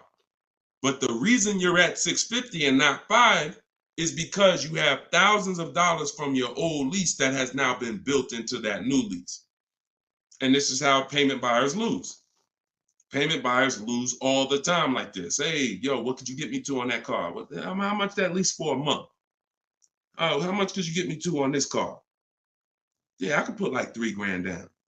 Payment buyer, you lose because you don't really see the numbers. So you stick around, you use what I'm teaching you, you'll see the numbers and I can't reveal these things to you. I can only tell you they exist and give you the strategy. You don't believe it until you've seen it for yourself. All this stuff sounds good. If you've never used my stuff, this sounds good. You don't believe it yet. You hope it may work. Anyone who got my book, you're hoping this works. But once you use it, you're a believer. It's a difference. So we got, look, this is Tiffany. Tiffany wrote, she got the book. She sent me this the other day. She said, look at my deal. $44,820. I told you, everybody who has my book, I told you, email me your deals when you get your card. Look, $44,000 sticker. She got a $6,530 discount. And look, I'm not going to read everything she wrote because she's just praising the system. She's praising sitting there, negotiating from home, using the tools, winning. Save more money on this new car, brand new car, than she's probably ever saved on any car. And she never had to go in a dealership to do it. Bids. So she was hoping this would work. She was on this show. If she got my book, she couldn't have been in my life more than a month. We just started the show. So she literally was hoping, all right, I'm going to use this, Deshone. But now it's not a matter of hoping. She knows.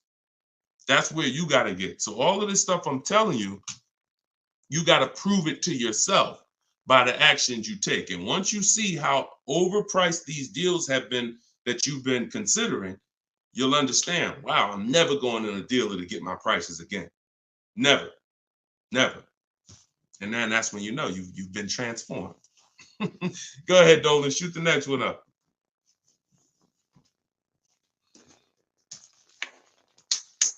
All right, Instagram.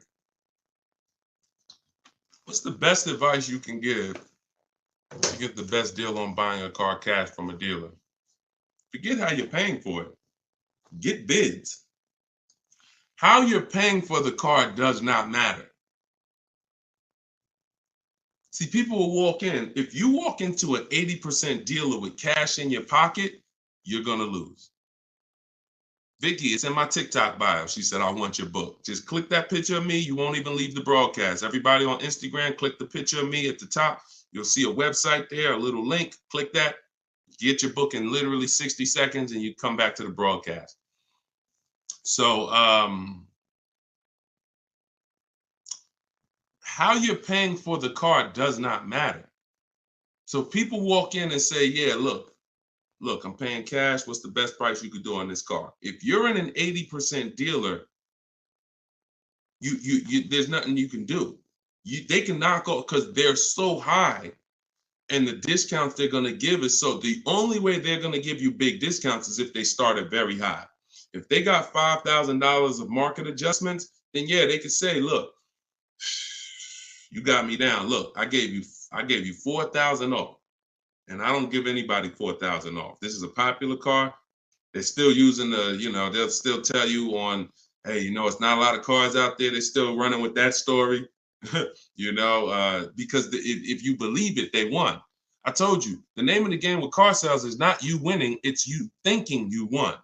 So they'll throw stuff out and they'll make you think you won, and it's based on what you say. If you come in saying stuff like, man, you know what? I've been to 2 dealers. You're the first person that got this car. Okay, you're going to pay me more for that.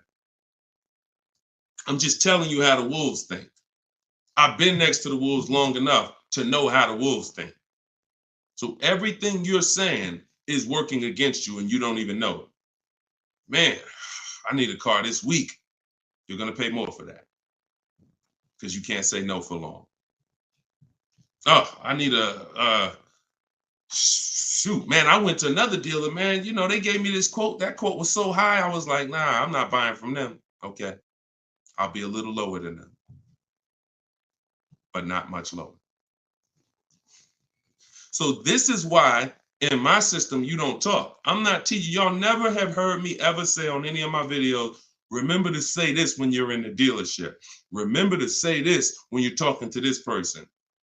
Because that's a losing battle. Everybody that's been trying to teach you that has failed you because you can't win dealing with a trained salesperson that sells cars 5-6 days a week, negotiates 3-4 times, probably 10-15 times a week.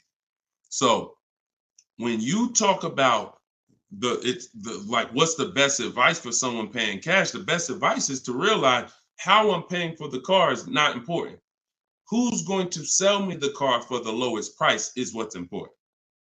If I'm buying a used car, who's going to sell me this used car for the lowest price? That's what's important. If I'm buying a brand new car, which dealer out of all the Nissan dealers, I want a Nissan, which Nissan dealer is going to sell me this car for the lowest price? That's what's important. That's what's important. Separate the transaction, separate the acquisition of the car. And then I would tell you the same thing if you were talking about monthly payments. Monthly payments is not important. What's a good monthly payment on this car that I want? Before you think about the loan that you're putting on the car, which is what you're talking about, which is why we separate our transactions. We get bids when we sell our car because we don't trade. We get bids when we're buying our cars. We get bids when we're getting our loans separately. See, car dealers have taught you to give them 3 transactions. You're going to buy a car, you're going to trade your car into us, and you're going to give us the loan. That's 3 transactions. There's money in each one of them. So any transaction that there's money in, we're bidding it out. So if you were like, hey, what's a good monthly payment on this car I'm looking for? I would be like, monthly payment is important. The loan isn't important. The dealer who's going to sell you the car for the lowest price, beat all their competition, give you the largest discount. That's what's important. Then you drop the money.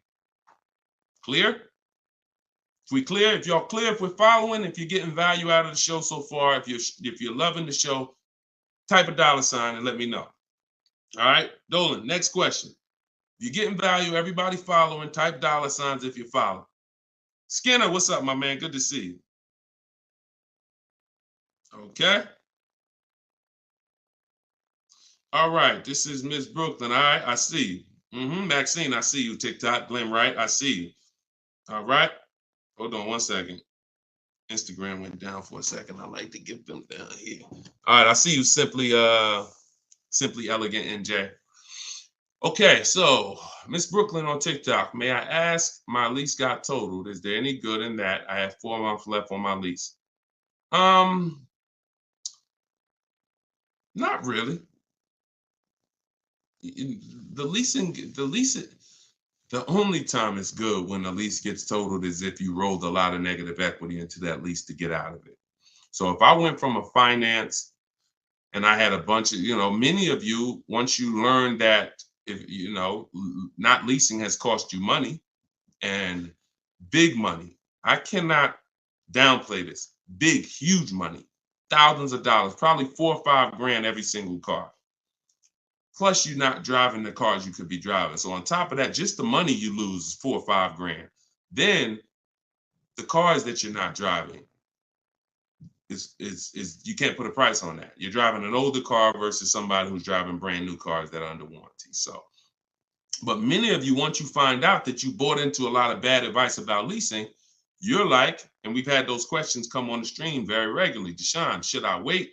I know I need to lease now. I need to be leasing, but should I wait or should I just transition now? It's always transition now. There's no benefit of waiting once you know you're not keeping your car 8 years. You're not going to outlive the depreciation. I need to be moving into a lease now, into a better financial structure, better vehicle. So if you move, some of you, when that happens, you're going to have 3, 4, 7 grand of negative equity that you're moving over because you're a short-term person. That's the only benefit if the lease is total, because all that negative equity gets wiped out and you get to start fresh. Now, if you put money down on a lease, these are the risks of putting money down on leases, and you need to know them. If your car is totaled or stolen and not recovered, you don't get the money back. So it's very important to assess the risk. I talk about this in my book. I talk about everything in my book. There's nothing that I'm talking about on this show that's not in my step-by-step book. So in fact, everything I'm teaching you is out of my book. So when you look and say, all right, should I put money down? Then you assess your risk. How many vehicles have you had stolen in your life? If the answer is 0, then chances are you won't have a vehicle stolen. If you say, man, I've had 2, 3 vehicles stolen, then I wouldn't put money down. I wouldn't put a lot of money down because the odds of you getting another vehicle stolen seem to be high. And if your vehicle gets stolen and they don't find it and you put $5 grand down on your lease, you're not getting the money back. Now, the opposite, the other end is if the vehicle's totaled, like you experienced, Ms. Brooklyn. If the vehicle's totaled and you put $5 grand down, you don't get the money back. So you ask yourself, how easy is the vehicle to total? If you got a Honda Civic, a Toyota Corolla, small SUV, something that's easy to total, then I wouldn't be putting money down on that lease. I wouldn't put a lot of money down. I've had people put money down on SUVs and bigger sedans and bigger, S-classes. When I was at Mercedes, people would lease S-class for like $1,400 a month. They'd put money down to lower the payment. I've had people put 7, 8, 9, 10 grand down on a lease on an S-class because they know it's hard to total an S-class. Like you have to be in, God forbid, a once in a lifetime accident to total an S-class. So that's what you do to assess your risk. And what you're doing is you're always shopping your leases with only first month's payment due at signing. Because if you can get a car that has everything you want, and once you get all your offers, if the monthly payment's in your budget with no money out of pocket, then that's what I would do all day long. That's what I would do all day long. But sometimes people will get like a lease and it's a great deal. It's under 1.5%, but they're like, you know what? Payment is like $600. I want to lower that to like $500, and they'll put $3 grand down to lower it, $3,500 down to lower it to $500. But that's a decision you make only after you assess the risk. But in your particular case, if you didn't put a lot of money down, then no, you're just going to start fresh. You're going to shop for your lease, and that's it. Good question. All right. Yes, under 1%, we call that a steal, Skinner. Absolutely. That is a steal, not a deal. Go ahead. And we get steals. Some people may say, look, man, how do you see steals? We already know. Look, we get steals. When you get bids, you'll see some steals depending on the lease program. Farina just got her Jeep Grand Cherokee, $66,000 Jeep Grand Cherokee, $579 a month. $579 a month. 0.88%. Sitting at home getting bids. All right. Go ahead. Next question, Dolan. Shoot it up. This is Byron on TikTok. How long should you wait to refinance after the purchase date? As soon as it makes sense. I don't know what your interest rate is, and I don't know how thoroughly you shop for your loan. If you use the bank bidding war, we're letting 15, 20 people run our credit within a 48-hour period. So it only is going to weigh on our score like as one hard inquiry. So if one hard inquiry would have lowered our score 10 points, those 15, 20 inquiries will lower our score the same 10 points when the window closes. So if you shop like that, then no, you're not going to refinance in a month because you shop the market so thoroughly, the potential for you saving in the short term is not going to be there. But if you didn't, then yeah, you might be looking now and see that there's people who can refinance you for a lower rate. But again, the reason I don't like doing that, if you just got the car, because now you're talking about, potential more hard inquiries. But what are you going to do? If you think you could get a lower interest rate refinancing, I go online, type in refinance car loan online and see, I think Lending Tree, Nerd Wallet, they have a couple resources that they recommend, and see if you can save money. I'm refinancing if I could save money, if I could drop, because look, on a $30,000 loan, if you got $30,000 that you owe, if you could drop your interest rate by 1 point, that's probably $1,000. So, I mean, if you're not taking the shopping of your interest and your loans, that's why we bid this out. In my book, not only, and I have a section when I send it, it's called the Bank Bidding War. So I haven't combined it into my book yet. But for those who are financing, I'm going to restructure the book. Again, another update coming of the book, because that's what we do. And I'm going to add the Bank Bidding War to the book. But I don't want you, if you go online and you see that you can refinance and you can drop your interest rate, then do it.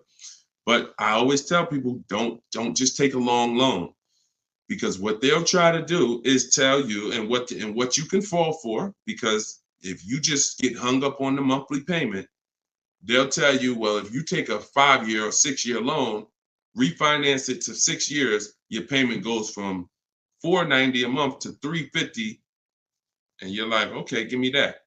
But if you've already been paying for for a year, now you refinance for 6 years, now you got 7 years. So you want to look at the total amount. So here's the rule of thumb that I like to follow. You can use it if you want. You're free to do what you want, but I think it's a good rule. You refinance and you take the highest payment you could afford at the new low interest rate. So if you could afford the $500, no problem, then take the $500. That might be 4 years. If you could afford, don't go to the lowest payment. Go to the highest payment you could comfortably afford, because that's going to give you the shortest loan. And other than that, that's it. That's it. Go ahead, Dolan. Kevin from Instagram, what's going on? Does your credit score guarantee you a great deal? No, absolutely not. There's tons of people for the last 3 years. Strategy guarantees you a great deal. Strategy. We get below market deals. There's no one using what I'm teaching. There's no one using what's in my book that's following my strategies and that's not getting below market deals, because we see the market. You can't get below market deals if you don't even see the market. How you going to get below market deals? You got one offer. You got 2 offers. You get what I'm saying? How do you know what the market is?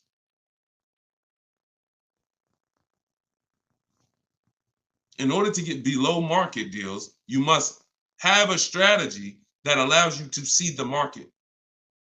See the market offers. See the widespread. Look at used cars and say, man, this is everything within 100 miles of me. Narrowed down, blah, blah, blah. I see the market. So, and there's people with not great credit that are going to use the strategies to buy at a below market price. So strategy is what gets you below market deals. You can have great credit all you want. You have no strategy, you will pay market value or higher. Because below market deals are reserved for the people who have the strategies to get them. Nothing to do with credit. Nothing to do with credit. I tell you, if you have bad credit, your goal should be the only people I'm overpaying, and I'm not overpaying because it's all I qualify for is my loan. My bad credit is not between me and the dealer I'm buying my car from. My bad credit is between me and the person who's lending me the money to buy the car. If below market price on this car is $18,000, if I don't have any strategy, then I'm going to go in and I'm going to buy it from them with bad credit and end up paying 21 plus the high interest rate, bank fees. And not only did I overpay for the car, but now I'm paying 15, 20% interest. That's what most people do. No strategy. So people with no strategy get killed two ways if they have bad credit: the loan and the price of the car. But when you have strategy, the only person who you should be paying more than average is the person who lent you the money. But they should be looking at you and saying, you got a great price on the car. Goes back to what I said about 15 minutes ago on separating our transactions. We separate our car purchase from our loan. The dealer who's going to sell us the car has nothing to do with the person who's giving us the loan. These are two separate bids. So my loan, because my credit's bad, is going to be a higher interest rate. Understandable. But I'm going to use the bidding system, get multiple offers, and I'm going to get a great price on the car. Separate. All right. It's a good question. It's a good question. And I'm sure a lot of people had that same question, Kevin. Go ahead, Dolan. All right. Appreciate y'all running the likes up on TikTok. If y'all can keep tapping the screen. Thank you, Ambitious73, for sharing the broadcast. Shout out to the sharers. On Instagram, y'all see next to the comment section, there's something that looks like a little paper plane. If you hit that, you can share this with a couple of your friends. You should certainly be sharing this with your best friend because they might not be friends. I'm going to be honest with you. If I had a friend and he was watching this stuff, shopping for cars, and didn't tell me about it, and I went out and I just went and if there was this new way to car shop to save all this money and he didn't tell me about it, I'd be a little upset, especially when I bring my car home and realize, dag, I overpaid for it, $5,000, $10,000, or dag, I didn't even know about leasing. You know, my parents told me, man, I should never lease. Oh, you don't listen to this guy, Deshone? Nah, man, I don't lease stuff. No, you need to listen because if you're not keeping cars 8 years, he's going to show you why you're overpaying by thousands of dollars by not leasing. It's not even close. Oh, for real? All right, I'll watch him. Then next thing you know, he's seeing me, but he bought a used car last year, or he bought a car that he's now in a finance with, and he's like, man, how long you been watching this guy? And I've been watching him for 2 years. You couldn't tag me in a video? You couldn't tag me how many people come on my stuff and say, Dad, I wish I would have saw this before I got my car. We're trying to prevent that. I don't want your friendships destroyed. Not only am I trying to save households financially, I'm trying to save friendships. All right, go ahead, Dolan. All right, we got the next one up. Jason, should you use MSRP minus dealer incentives to calculate the 1% rule or the MSRP without the incentive? Nope. MSRP. I showed y'all this the other day. I'm going to show y'all this again. Well, I showed people on the broadcast the other day, right here. Just let me remove that question so everybody can see it. Just take that question down real quick, Dolan, so everybody can see this window sticker for me. All right. See right here? Total MSRP. That's what you use. That's what you use. So the reason why you're using the total MSRP is because once you use if you're on TikTok, you'll see it on the rebroadcast because we rebroadcast these shows throughout the day. Once you see the MSRP the percentage is what's going to change. based on the offer the dealer made you. We do not change the, we don't calculate our formula based on the selling price, because the selling price, when it's adjusted, it's going to change the percentage overall. The selling price is what's going to dictate whether it's 1%, 1.4%, 1. So the selling price, once you take the monthly payment and divide it into the total MSRP, it's going to tell you, okay, who gave me the biggest discount? The lower the percentage, that's the dealer that gave the biggest discount. It's reflected in the percentage. So we don't have to adjust the MSRP. The selling price, if they took $15,000, look, they took a crazy amount of money off for Greg, $56,000 MSRP. He got a 0.9% lease. Matter of fact, let's look at Kimberly. Kimberly, she got a Maserati. She got a $91,000 vehicle. She ended up getting over 20 grand off. Over 20 grand off, getting bids, saving more money at home than everybody saving in dealers. Can't get these types of deals in dealers. So $86,000, then she got a $66,000 offer. So they were taking $20,000 off. And then the car that she ended up getting was this one. And look, when you see 1%, when you see a low, that means all that discount that they took off is reflected in the percentage, because the percentage is what you are paying relative to the MSRP. So no, always use the total MSRP like I just laid out. Okay, that's the formula. All right, go ahead, Dolan. Great questions today. We're getting great questions every day. I'm enjoying it. I'm enjoying it. TikTok. Do you have to repurchase to get the book updates? No, you don't, Youssef. That's why it's a digital book. Example, Room went out of business a little while ago. Room used to be in our bids. When we sold our cars, the equity assessment, Room was in there. When we bought a used car, Room was in there. So they were in our bids for the marketplaces and for our selling our cars. They went out of business. I went right into the master file, updated it. That's why when you get your book, an email is sent to you with the master file. You don't want to ever lose that email. Even when you download the book to your computer or your phone, don't delete the email, because the email is what I update that will actually be what you refer to. So when you come back a year from now and you use it, you'll see, oh, shoot, this is different. Yeah, because we update this. So yeah, once you get it, that's why it's a digital book. That's why I didn't print it. And if I would have printed it, I could have, made more money probably, because I could have just said, hey, all right, y'all, a year from now I'm on here. Okay, so we had a lot of changes last year. This coming with our business, and now this new tool exists, and now this. So now this is Cars from Home Volume 2, and you can get it right now, but that's not the mission. So, but there is probably going to come a point where I'm not doing the 75% off anymore. I know that's our welcome offer. So, I mean, those of you who come on and look, $97, we've had people pay $97, not asking any questions, because if they use the book, they're not even asking any questions. If they use the book, it's like $97. I would have paid $900 if I knew what this book was going to do for me. So they're not hung up over $70-something difference. But I will at some point probably do away with the 75% off offer once we really launch and get enough books out there in the marketplace.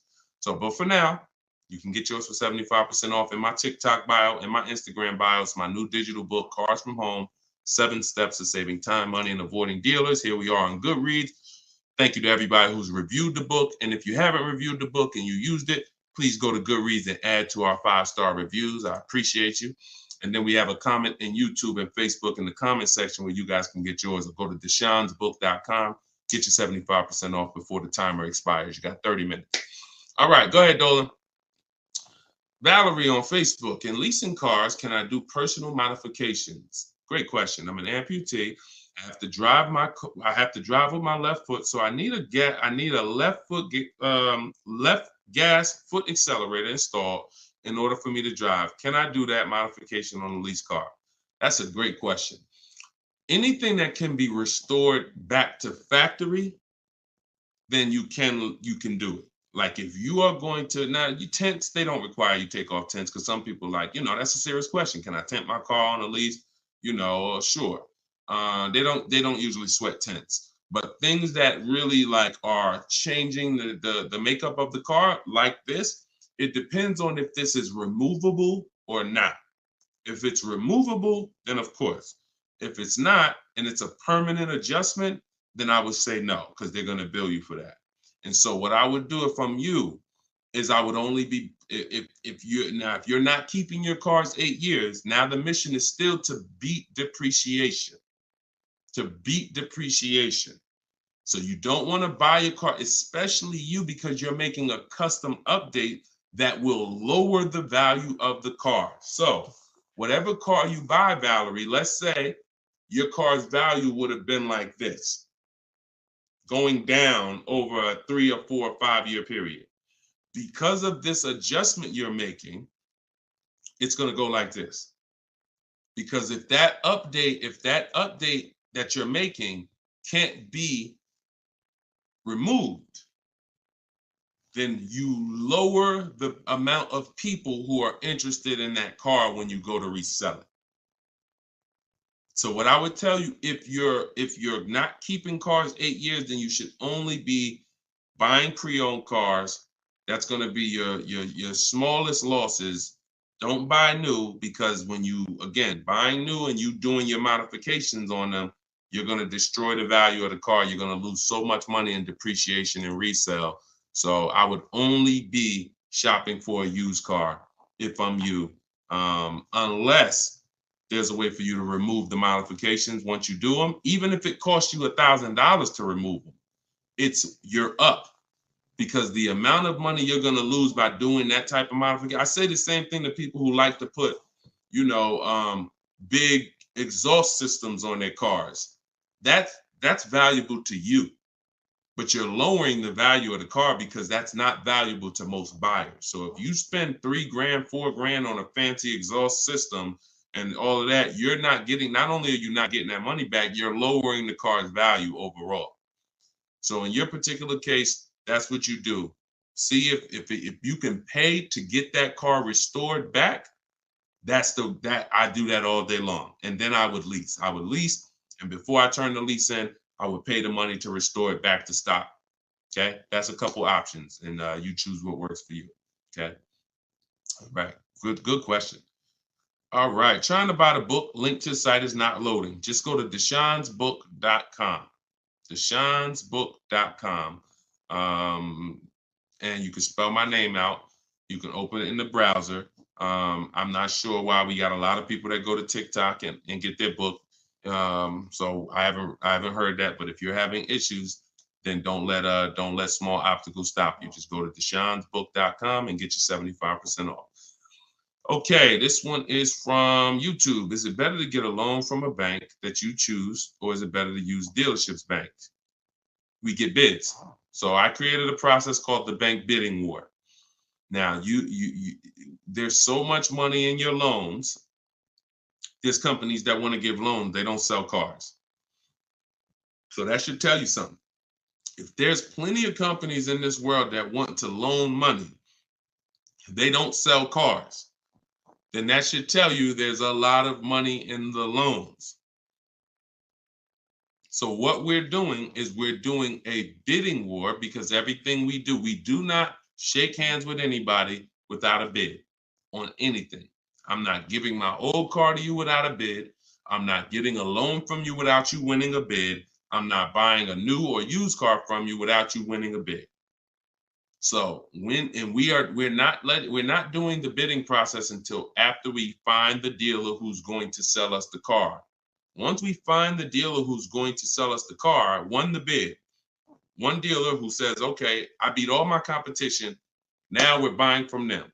We are going to lock up that car with a deposit, and we're going to go home and we're going to start the bidding war. So the bidding war is 3 rounds. It starts before we look for the car, because we want to see if there's any special interest rates.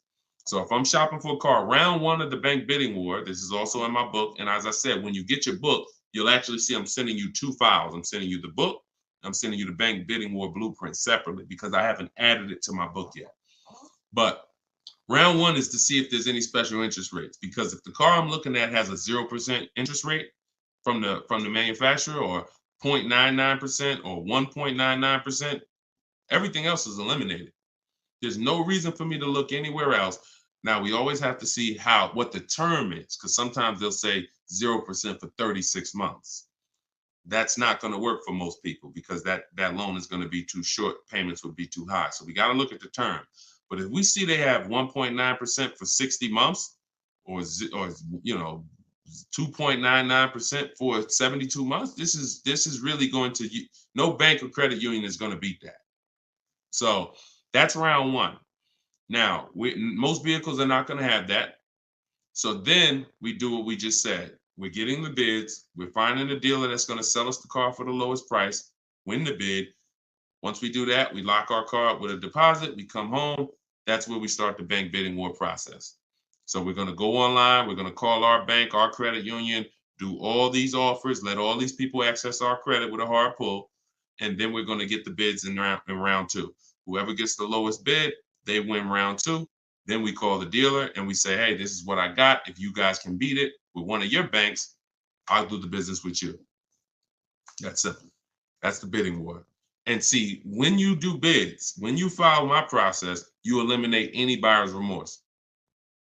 There's two types of buyer's remorse. You bought a bad car, so we have boundaries that we use to not buy bad cars. But then the other buyer's remorse is I overpaid. And not even I overpaid, it's the wondering if I overpaid, that mental torture. And some of you have had it the day you drive off the dealer's lot. Yeah, you think we should have did better? You think I should have asked them for another $1,000? I feel like I should have at least asked them for another $1,000. Yeah, I feel like this. You think the interest rate is okay? Mental torture, buyer's remorse, early buyer's remorse. That's eliminated using what I'm teaching you. When you get bids, it's guaranteed. We guarantee we get the most money for our old car. We guarantee we get the best price in the market on our car we're buying. We guarantee we get the lowest interest rate. It's guaranteed. It's a totally different thing. And the only way we do it is through bids. So that's the bank bidding war. And even I think who used it? I think Tiffany, when she wrote in, she would say something. That's what she was writing about in the end of her email she sent me. Send me your deals, y'all. I always want your deal. I say, when you use this stuff, you use what's in my book, email me your deals. You'll have my email, because when I email you the book, you'll have the email you can send your deals to once you get them. But this is what she said. She said, we received a check from our credit union, $41,000. We let them know we had a check, but their finance person, look, straight out my book. But if their finance person could get us a better rate, we would go with them. The dealer bought us a better rate, half our interest rate. But the bank they chose wanted $1,500 down, so we said no. So that's it. So she took round two of the bidding war, came in and said, look, if you could beat it, you got it. They said, okay, we could do half the interest rate, but you need money down. Okay, no problem. That doesn't work for me. So that's in control. That's like, okay. And there's going to be some scenarios where the dealer says, look, I can't beat it, but I can match it. And in which case you save all the paperwork. You don't have to go through that with the bank. So, and it's the guaranteeing of knowing I got the lowest rate in the market, because I had 15 banks competing, not one dealer who was shopping it. So total different thing. All right, y'all. I see we got a lot more questions. Shout out to the sharers. I see some new followers. If you haven't already, subscribe on YouTube. We got some new things coming for YouTube very soon. Some things that's going to help organize the show and help you reference things and see questions and break them down so you can actually reference your question. So YouTube is what allows us to do that. But we're live on all 4 platforms when we do the show. So whenever you see the banner above me, you know we are, we're replaying it. You can tell your friends about it, because some of you can't make the whole show. You got to go to work, or your friend, you can tell them any time of the day. We're usually rebroadcasting these shows, but the banner also will show when we're going to be live. So the good thing about it is, you see in the banner, we'll have the live shows so you can actually see when we're live and you can join us. So this has been our 12 p.m. show.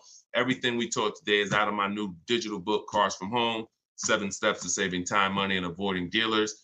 You can get your copy for 75% off for 30 minutes. If you visited the website, the timer started. So once you visit, that timer started. Once it goes to 0, the price is $97, which is still a great price. But if you haven't been there yet, you can get your copy for $24 at 75% off in my TikTok bio, in my Instagram bio, or pinned in the YouTube and Facebook comments.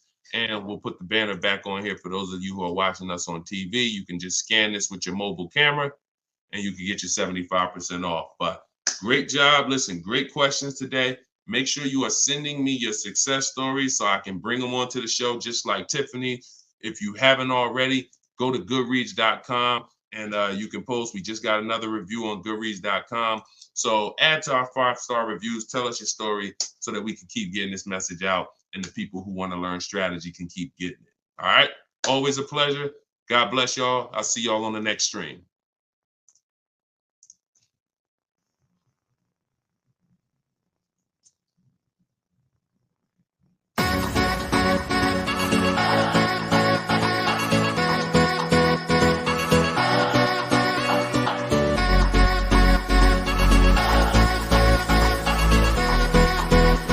The worst possible thing you could say when you walk into a car dealership. I spent 5 years with Mercedes-Benz, 5 with General Motors, and the worst thing a person could say when they walk in is, if you could just get me to this payment, we got a deal.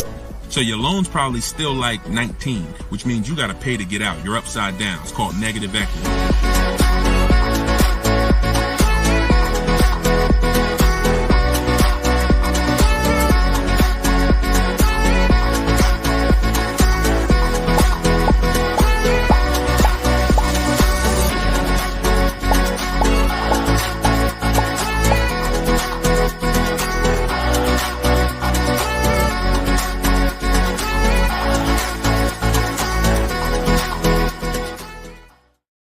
What's up, everybody? Welcome back to Car Shopping Questions and Answers. I'm your host, Deshone the Auto Advisor. This is episode 12, and we do these live shows to make sure that those who are committed to financial literacy get the insider strategies they need to get below market car deals. And the only way you're going to do that is by using strategy. So that is what we teach here. I am all about giving you the simple strategies you need to sit at home and let dealers bid for your business, let banks bid for your business, and let people bid for the cars that you're going to sell, not trade. And that's what we do here. So for those of you who don't know me, my name is Deshone the Auto Advisor. I spent 14 years in the car business. And since 2020, my mission has been to create smarter car shoppers, buyers, and owners. So if this is your first time ever seeing us on a broadcast, could you type the number 1? What's going on, Lisa Jane? Good to see you. I appreciate it. Hey, you're the best. I appreciate it. Listen, you keep using what I'm teaching, you're the best. I just love people who are committed to their money, because the wolves, the 80% of car salespeople who you deal with every day, and you don't know how to find the best car salespeople to deal with, those people are committed to their money. One thing about the wolves and the sharks is they are committed to making their 15, 20, 25, 30 grand a month, and they do not care who gets in the way. When you walk in, you're a casualty of war if you don't know what you're doing. So that's what we do here. So you guys can start typing your questions. I do have my man Dolan in the back moderating. He's going to bring your questions into the show. And if you're watching and you see the banners, that means this is a rebroadcast. But if you don't see the banners, we're live. And right now we're live. This is our Wednesday, 7 p.m. live stream. Okay, so once we get a couple questions, my man Dolan will bring the first one in. We'll get the show on the road. But the simple housekeeping, for those of you who don't know, I am the author of the new digital book, Cars from Home. We're rated 4.94 on goodreads.com. Thank you to everyone who's reviewed the book and used it. I want you to email me your deals when you pick up your cars. See, what I want from you guys is to be excited about the deal. Right now, most of you are ashamed of your deals. So that's just a fact, because you wouldn't email. And I'm not in the business of telling people they got bad deals. But once you start using what I'm teaching and you start getting bids and shopping the easy way, you'll love to share your car deals. You'll be sharing your car deals with anybody willing to listen. And that's what I want. Okay, so As part of our welcome launch, you can get your copy of Cars from Home, 7 Steps to Saving Time, Money, and Avoiding Dealerships. It's 75% off in my TikTok bio for 30 minutes, in my Instagram bio for 30 minutes, or if you're on YouTube or Facebook, you can click the comments we have pinned for you and you can get your copy for 75% off. You won't pay the normal $97. You'll get it for $24. So Dolan, if you could, matter of fact, I'll throw the banner up. Dolan, you could throw the first question up and let's get the show on the road. Okay, this one's from TikTok. Miss SPM Clark, how are you? Is it a good time or season to buy a vehicle? That's a great question. Is it a good time? And whenever you hear a question that you like, that y'all running the likes up on TikTok already. Shout out to everybody tapping the screen, running those likes up. I appreciate you all. That's a great question. Is this a good time or season to buy a vehicle? There's no bad time. I'm going to tell you why. What you're depending on is to be positioned to find a dealer who really wants to move a vehicle. Now, 80% of dealers are overpriced. I'm going to continue to say that. Now, the reason I know that is because since 2021, I've worked with 1,600 people in my coaching program and probably another 5,000, 6,000 to have my book already. I know the data. When we're looking at offers, 80% are overpriced. So you need to know that 80% of the dealers that you're dealing with, 80% of the dealers in this country, if you're driving down the highway, 80% of the dealers are overpriced. They don't all have the same prices. I know you may have been taught that, oh, every dealer is the same. They're all different. They're all competing against each other. So you now use that to your advantage. Marketing tells you when does the marketing tell you is the best time to buy a car? We got a good number of people on here already. Make sure you stay by your keyboards, because if this is your first time on the show, you'll see we ask questions and then I need you guys typing fast so that we can keep the dialogue going fast. When does the marketing tell you the best time to buy a car is? Okay. Brighten up my light while y'all do that. Hold on, I'll be looking at your answers. Okay, new year, yep, new cars, okay. When cars come out, okay. End of the year after September. Okay, end of the year, I see you, Jamie, on Instagram. Okay, so that's the busiest week of the year. You go into any car dealership, it's a zoo. Now imagine that. I want you to put yourself in the car dealer's shoes. If you knew that you had customers trained so well that by that last week of the year, the place was going to be a carnival. And that's the end of the month is like that too. Holiday, President's Day is like that too. But here's what I want you to think about, because that's just a myth. There's no better deals. So there's some people that are buying cars during the holidays overpaying for them. Because here's the thing, you got a line of people behind you. If you're at home shopping, that's different. But if you're in the dealership, think about it. You got a line of people behind you, 10 people. So when the salesman's talking to you, it's like, I don't even have a lot of time, right? Salesman doesn't have a lot of time to talk to you. Listen, Bernard, listen, man, I'm making you a good offer. You see the place is packed, man. You know, I would take it if I was you, but you know, we really don't have the time. You know, if you wanna think about it, you're more than welcome. There's no guarantee the car's gonna be here when you come back. Psychology working all against you. I told you, if you've been on the stream before, you know the name, that you winning is not the important part in a car dealership. It's making you think you're winning. So when you want to be in a car, this is when you want to be shopping, 3 months before you need to have a car. And I'm going to tell you why. If the place is a carnival, there's no reason to give cars away. There's no reason. Why do I want to do a big sale? Why do I want to discount the cars if the place is packed? There's 3 customers for every car that I have. It's a marketing game. Now, the opposite is true. You got to think about this. On the 3rd of the month, when the place is empty, 10th of the month, dealers looking at that. I remember we used to look at our numbers, right? Because everyone makes you think dealers only think about their numbers at the end of the month. Go at the end of the month when dealers want to hit their numbers. Don't you think dealers want to hit their numbers on the 10th? Don't you think if we have to sell 250 new cars and we look on the 10th of the month and we're like, oh, we only got 70 cars sold. We're not pacing good. We look like we're gonna fall. We only got 50 cars sold. Oh, this is a horrible month. Anybody who sends in an internet inquiry they're like, oh, look, we're behind. There's not this magic thing where it's like every month at the end of the month, the last 3 days, dealers are pushing to hit their numbers. Some dealers hit their numbers 5 days before the month is up, 3 days before the month is up, which means you come in at the end, we already hit the numbers. But again, it's a game of psychology. So what I'm teaching you is to understand, I was in that game for 14 years. I was very good at playing the game. Now, I'm not going to lie. I wasn't a person who lied. Anybody who knows me from New Jersey knows anytime, the way you guys see Deshone, there's a couple people who, since, we've gotten over 2 million followers now across all these platforms. So God has blessed me. But there are people who know me. They dealt with me.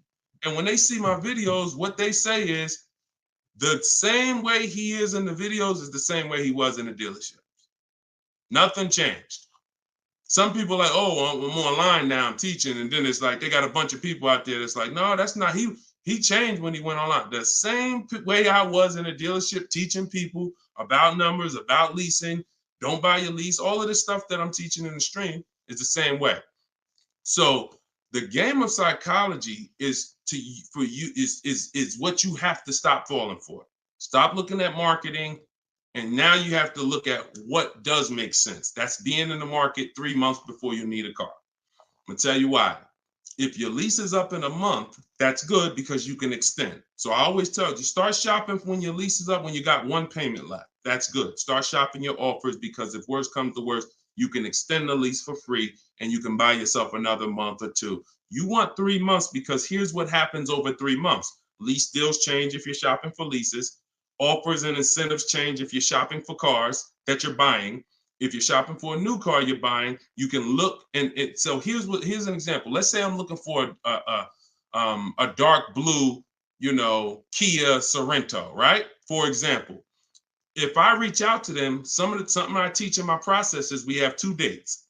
2 dates. Those of you who have my book know this. Some of you have seen it in my free social media videos. 2 dates. As soon as date, no later than date. As soon as date is the soonest you can say yes to an offer. That's the soonest you should be looking at offers. You shouldn't be looking at offers if you can't say yes to it yet. Wasting time. Then the second date is the no later than date. That's our deadline. So the time between there, I like to see 3 months because when you reach out to a dealer, one of the things in my template in my book, one of the things you should say if you're talking to a dealer is, I can make a deal today, but I don't need a car until December, whatever. Whenever that is, in the summer, whatever. Because the time in between that is your leverage. That's the time where you could say no. That's the time where everyone else who's going in the dealership, the way everyone else shops, they're going in desperate. Oh, I need a car today. I need a car by Friday. All of the stuff they're saying out their mouth that's going to make sure they pay more because car sales people hear that stuff.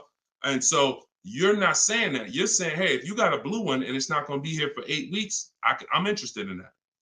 See, they can't present that to these other customers that are there desperate mode right now.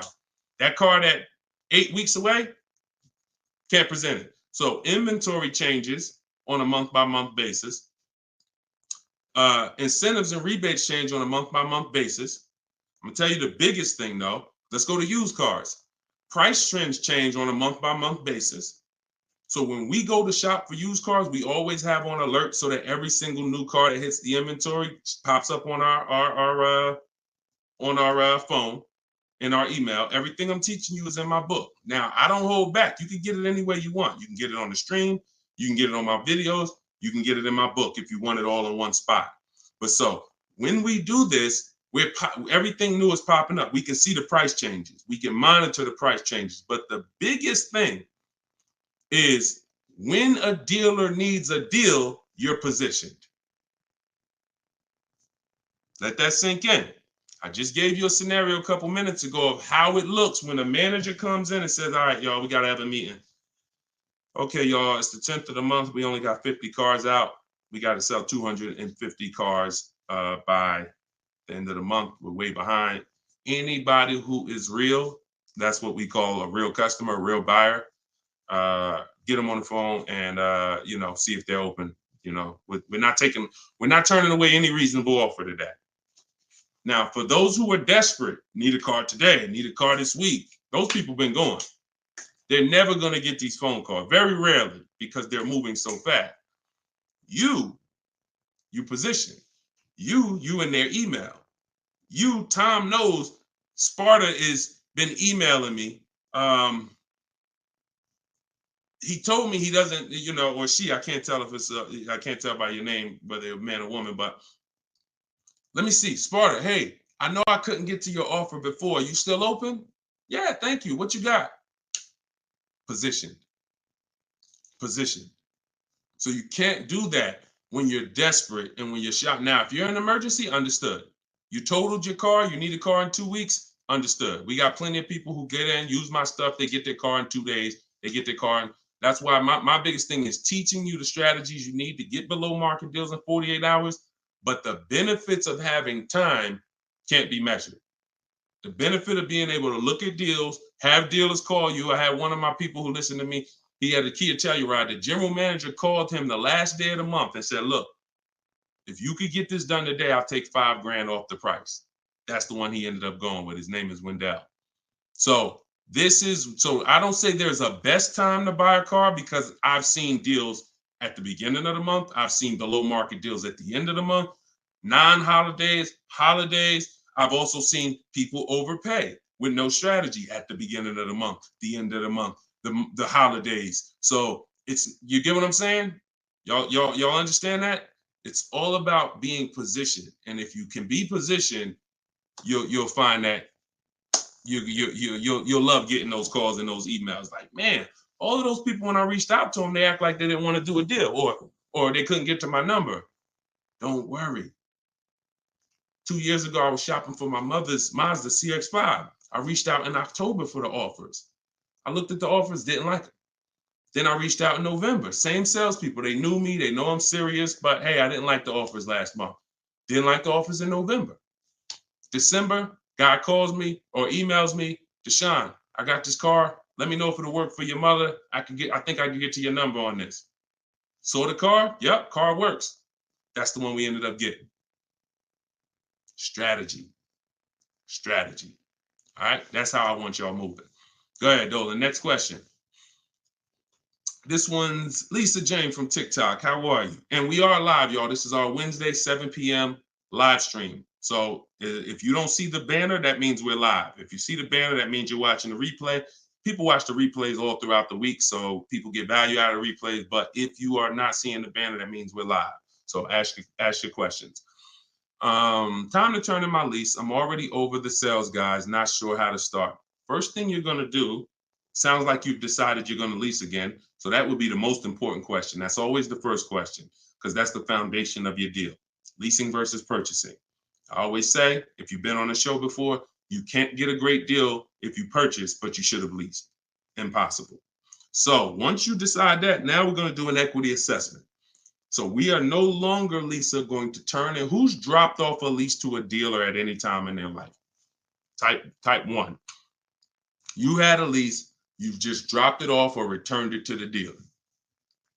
And what you're going to see now is you're getting a lot of dealers that say, we're a lease return center. Bring your lease in. We'll ground your lease for you. Even sometimes it's not even their brand. They sell Hondas and they'll say, hey, bring any lease and we'll return it. The reason they're doing that is because they're going to do an equity assessment. So the reason why right after you decide whether you're leasing or buying, that's my process is 7 steps. That's why my book is called Cars from Home, 7 Steps to Saving Time, Money, and Avoiding Dealerships. Step 7 is delivery. That's the end. But the first step is lease versus buy, 8-year rule. Second step is equity assessment because you need to understand that every time you give your car to a dealership, either dropping it off on lease or you trade, they're assessing your equity. They're assessing the position of what the vehicle is worth on the market. We do that. We never let the dealer do that before we do that.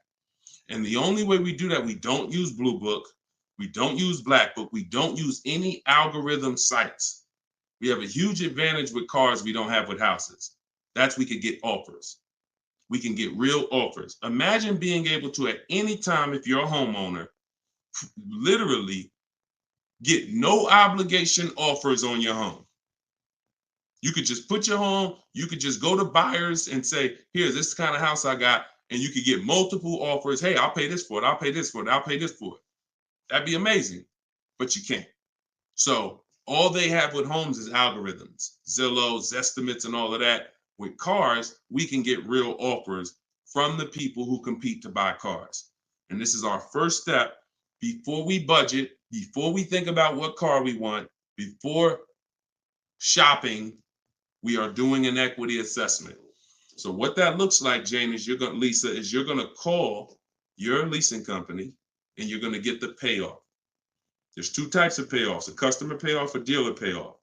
Depending on the brand, sometimes they're the same, sometimes they're different. Sometimes the dealers don't have to pay taxes. And so it depends. There's no hard rule, but you're going to get the customer payoff. Customer payoff, then you're going to ask them, that step is the same for everyone, whether you own a car, you lease a car, doesn't matter. Only people who don't have to do that is if you have a paid off car. You skip that step and you go right to the next step.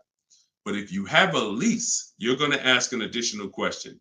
Do I have a third party restriction? If you don't have a third party restriction, you can sell to the highest online bidder. The bidders that we're going to get, if you own your car outright, you can sell to the highest online bidder. You have a lease with no third party restriction, you can sell to the highest online bidder. If you have a finance car with a bank loan on it, you can sell to the highest online bidder. The only people who can't sell to the highest online bidder are leases with third party restrictions. So you're still going to go and get the offers from the online bidders because you want to know a roundabout of what the car is worth. So we're going to go to CarMax. We're going to go to Drive. We get 6 offers. This is the equity assessment laid out in my book, step 2.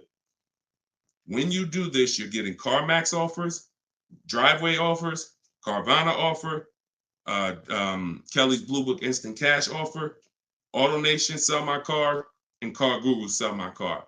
When you get to the point where if you lease, just pay attention. See, there's a lot of details. This is why I say when y'all are trying to look through all my social media videos, you don't realize what things are applicable to you and which are not. So I'm talking to 4 different types of people right now. People who, all of you should be doing an equity assessment. People who have a car that's owned outright. People that has a car with a loan on it. People that has a lease. No third party restriction. People who have a lease with a third party restriction. So you have to take the nuances and say, all right, that part was for people with third party restriction. This part is not. I don't have a third party. So when you call and you get a third party restriction, you need to take a different route to sell. But everyone's going to get those 6 offers. Everyone. Shout out to y'all tapping the screen, running the likes up, and shout out to the sharers. Thank you to everybody that shares the broadcast. It means a lot. Tag your closest friend. So now you get those 6 offers. If you have a lease, whenever you're on those websites, it's going to ask you, is the car owned, financed, or leased? You want to put owned. Do not put lease because it triggers something in their website where it thinks every lease has a third party restriction and they may not give you an offer. So don't do that. Now, once you get those offers, you can sell to the highest bidder. Now, if you have a third party restriction, we're going to take those offers. We're going to kind of see where those offers are, kind of get an estimate, and now we're going to go and sell that car to a used car, to a brand. Let me explain it like this. If you have a BMW, you can only sell to a BMW dealer. When you have a third party restriction, you can only sell to a BMW dealer. Now, hundreds of thousands of people around the country, they found out they had a third party restriction. They bought their cars and resold them. The reason I don't like doing that is because you pay taxes, you pay fees, and that comes out of your profit. So if you were going to make $5,000, you buy your car. By the time you pay the taxes and fees, you wait for the title, you probably won't make anything. But when we sell direct to a dealer by getting bids from multiple BMW dealers, If I have a third-party restriction of Nissan, I'm getting multiple bids from Nissan dealers. And once I get my offers from those dealers, now I'm going to sell to the highest one because dealers don't pay those same fees. Dealers will I don't have to pay the taxes and fees. That doesn't come out of my profit. So we've had people who sell direct to the highest bidder online, depending on their situation. And we have people who, with third-party restrictions, sell to the highest bidder among a local dealership. But we must get bids. Doesn't change. We get bids no matter what. So some people say, Deshone, I use what you teach. I went on those websites. They said they don't buy leases. You didn't do what I told you to do. You put that it was a lease in there, and then and then no, you don't. No, you have a third-party restriction. We sell to a dealer of the same brand. We get bids from multiple dealers. That's what I'm saying. So it's laid out in my book. If you want the roadmap, if you don't want to try to remember this, TikTok bio, Instagram bio, comment section on YouTube or Facebook, or you can scan the QR code, get your book for 75% off. You won't pay the normal. Hold on one second. Let me turn this off. You won't pay the normal $97. Okay, so that's the equity assessment. When you said, Lisa Jane, I'm not sure how to start, that's the process. Because we never return a lease that has equity. We don't return a lease until we find out if there's no equity. If there's no equity, then we'll drop off the lease and we'll shop for our replacement vehicle. All right, good question. Go ahead, Dolan. Good evening. How do I narrow down the luxury brand of car desired after filling out the shopping sheet? I'm looking at cars. Once you fill out the sheet and you're looking at, you're talking about you're in the step 4 shopping. Val, you're trying to decide what you want. Hold on, let me be clear. If you're in the phase where you're trying to decide what we want, we see in step 4 we have a whole process, a whole step that's called shopping, not buying. See, you need to clearly separate those two things. See, what happens when you mix shopping and buying, you go in to look at cars. If you're looking for a new car or a lease, you go in, you're test driving cars, and then you sit down, you start talking numbers. You mix the two. Shopping is deciding what you want. That's going in test driving. That's taking the kids, making sure they have enough leg room. That's doing everything to make sure. Test driving, 15, 20-minute nice test drive. All right, comparing the features, going to drive the Honda. Then I'm gonna drive the Kia. Then I'm gonna go drive everything I'm interested in. I'm not talking numbers with anybody. That is shopping. Once you have decided what you want, now we're coming home and all the purchasing is done from here. All the bidding is done right from where you're right. Like, this is where I get my cars at, right here. I sit right in front of my computer, and in 60 minutes of work, I'm gonna have bids coming in 48 hours. I'll know what the below market values are. So if you're just talking about the shopping phase, I'm on YouTube. If I'm looking for like a 3-row SUV, I'm typing in 3-row SUV. And then I'm looking at the competitors, because we're not giving enough. Look, car manufacturers do a horrible job of marketing. Horrible. There's 40-something companies that make cars that spend millions of dollars to try to get you to come see them at least. And so that's the reason why you notice when you have a car, they're reaching out to you before the car's paid off, before the lease is up, because they know once you get to the end, you're more likely to shop. That's why they try to keep you, we were reaching out to people with Mercedes 6 months before their lease was up. 9 months. Hey, Mr. Jones, if I could get you out early, would you consider it now? Hey, good news, Mr. Jones. Hey, I might be able to get you into a new Mercedes and keep your payment right around where you are, right around where you're at now. Is that something that sounds good? Okay, when can you come in? All right, not till this weekend, but you're going to have to lower the payment. This payment kind of high. Listen, Mr. Jones, look, we have several options. You're a loyal customer. You've been with Mercedes for a long time.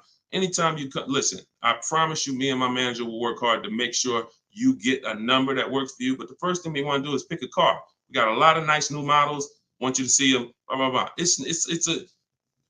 You got to understand, if we're pulling you out of the car early, we're trying to prevent you from shopping the market, because every couple of years, there's new product, new technology, new features. You want to see this stuff. You want to see these cars. And so that's when I'm telling you is you're about to spend 50 grand, 30 grand, 70 grand. Take the time and treat it like if you were going into the mall to spend that kind of money. If you were walking into the mall to spend that kind of money, how would you want to be treated? Would you ever rush yourself? Would you want anyone rushing you to make a decision when you're about to make a $70,000 decision? A lot of you are not test driving enough cars. Now, with a used car, you can't test drive it until right before you buy it. So because every used car drives different. But for those of you leasing and getting new cars, purchasing them, you should be test driving everything that's in the category of a car you want. Everything. Test driving and then narrowing it down. This is how people end up getting a car, and in 3 months they're like, hey, I don't really like the car. It's not as comfortable as I thought. You didn't test drive it.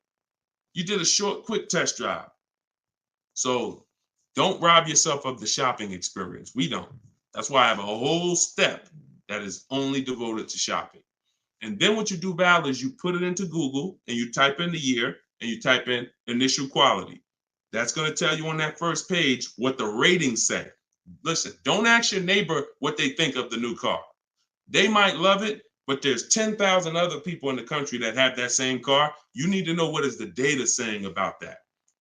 10% of those people might be dealing with electrical issues. That's going to show in that initial quality scan on Google. Then you look and you Google reliability. So initial quality's first 90 days, reliability's first 3 years. Everyone who's leasing needs to be typing those two things in. Initial quality, skim the articles, look for any red flags, then do the same thing for reliability. Those of you who are purchasing, you should be doing longevity. And that's going to tell you if the car has transmission problems later on. That's going to tell you what the engine is rated to do. These are 5-minute exercises that will save you from getting a Maserati that's in the shop every 3 months. So that's the shopping process, Val. And don't cheat yourself of it. Don't shortcut it. Take as much time as you need in that part of the process. Because once you decide what you want, getting offers is quick. If you're doing it my way, getting offers is literally 60 minutes. So don't rob yourself of shopping. All right, good question. Go ahead, Dolan. One thing I will not do is sign anything to test drive. If anybody ever, keep that question up. If anybody ever makes you sign something to test drive, first of all, and I have a particular way I set up a test drive. In my book, I teach you how to call a dealer, ask for the most experienced salesperson, the guy everybody loves, the person everybody loves, and you set up the test drive with that person. You set up a random test drive or you walk into, you don't know who you're going to get. You might get Lou Ricardo. He only been there for 2 months. He made $10,000 last month. He hungry. He feeling like he could do no wrong. Even when he lies, he's not going to get caught. And that's the guy you're dealing with. You got to set up everything is a system. Nothing is left to chance when you're following my process. And no one who's experienced like that would ever require you to sign something before you test drive it. Driver's license, I have your information. I have your email. Okay, that's what we need. All this other stuff is just a trick to lock you in. It's ridiculous. Okay. All right. This one's from YouTube. Deshone, I got equity now at the end of my lease, but I got a third-party restriction. How can I sell it to a dealer without buying a new one? Separate the transactions. When Dave came in, Dave was the first person who used this strategy back in 2021. And he joined me because he said, look, I had a BMW. As soon as I found out how to get around this, that made me like $1,500 to $2,000 more because I had the third-party restriction. You call, we speak to used car managers, and you're going to get bids from used car managers. Hey, I got a car. I'm looking to sell it. I have a specific script in my book, but hey, I'm looking to sell it. And, can I give you some information about it? And you give me an offer. And we want to get at least 3 offers.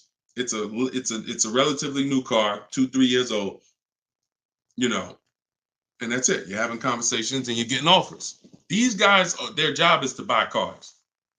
So, but that's independent of who you're getting the car from.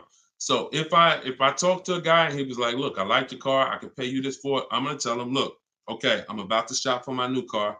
I'm looking to have that deal done in a couple weeks. And as soon as I make that deal and schedule the delivery, I'll call you and I'll drop off this car to you. Now he's going to say, well, if too much time passes, I might have to look at it again. No problem. Understand. If 2 months pass, then yeah, I would keep in touch with him and be like, hey, I'm still shopping. Do you need to take a look at it again? Just so the person, I'm always, anyone who's listening to me, who uses my stuff, they're always locking up equity in who they're going to sell the car to before they focus on the new car shopping.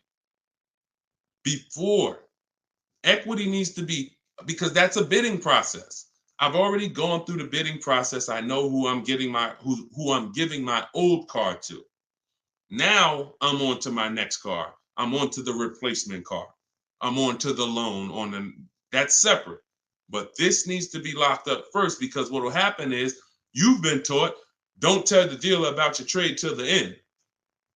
Let me tell you how horrible, who's heard that advice? And I'm going to tell you why that's the worst advice about getting money for your trade-in you could have ever listened to. Hopefully you never listened to it, but who's heard, don't tell the dealer about that you have a trade until the end? Who's heard that? Okay, Adri said, I've heard that. Okay, who's heard that? Okay, SS, I see you on YouTube, me. Okay. This is a widespread thing. If you go on any of the negotiators' websites or whatever, or you see social media videos, they'll tell you, I'm gonna tell you why that's hard. Because they're teaching you to shop a way where you're gonna negotiate your way to a deal. You're not sitting at home bidding. And then, so you're spending this time, and now you get the dealer to a price that you're comfortable with. All right, I like this price. Now they're telling you spring the trade on them. So what happens when the dealer doesn't give you what you think the trade is worth? What happens?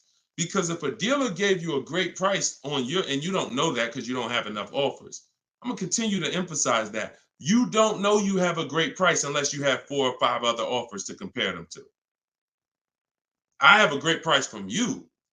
But so now dealer says, look, I know you think your car's worth 18, but I can only pay 16. That its max is 16. Now you're like, all right, well, listen, I'm out. Okay. Who lost there? SS, I know you walk away. I know. You lost. You just sat there and negotiated hours only to get up and walk away with no car. See, I don't know about you guys, but I'm really interested in the people who your money's just as important as your time. Time is just as important as your money. No one's going to waste my time. And I want you to have strategies where no one can waste your time. Because while you're sitting there for 2 hours and getting up to walk away, the salesman's like, okay, listen, they don't know their car's not worth 16, but whatever. Somebody else is going to buy this car. So you're going to go and do that same thing again with some other dealer. 2 hours. And I think that I guess they just know that you're comfortable spending a whole lot of time car shopping. But you don't do that. The only time you're ever going to reveal that you have a car that you might bring to the transaction is when you know you already have offers. So I don't mind once a dealer wins the bid saying, well, look, I do have this old car. I already agreed to sell it to this dealer from Kelly's Blue Book Instant Cash Offer, but if you could match it or beat it, I'll give you the car. That's different because you're not going to stop my deal. When you do it like that, no one stops your deal. No, you know what? Hey, that dealer that's paying you that's a good offer. All right, no problem. I'm going to buy the car from you because you won the bid, and then I'm going to sell the car to them. And if by chance they say, you know what, that is a car I could, my used car manager says he can match that. Great, here you go. But this getting up and walking away, driving to a dealership, only to find out I got to the dealership, they told me they had $4,000 in fees made up that they put. I just got up and walked away. You wasted 2 hours of your life that you can't get back, and you still need the car shop. So what you're going to find using what I teach, you'll never waste your time. You'll never waste your time. My time's just as important, man. I got 2 kids. I got a lovely wife. I want to spend time with them and people I love. not in car dealerships walking out. That's just me. If you like me, then we're gonna love working together. So go ahead, Dolan.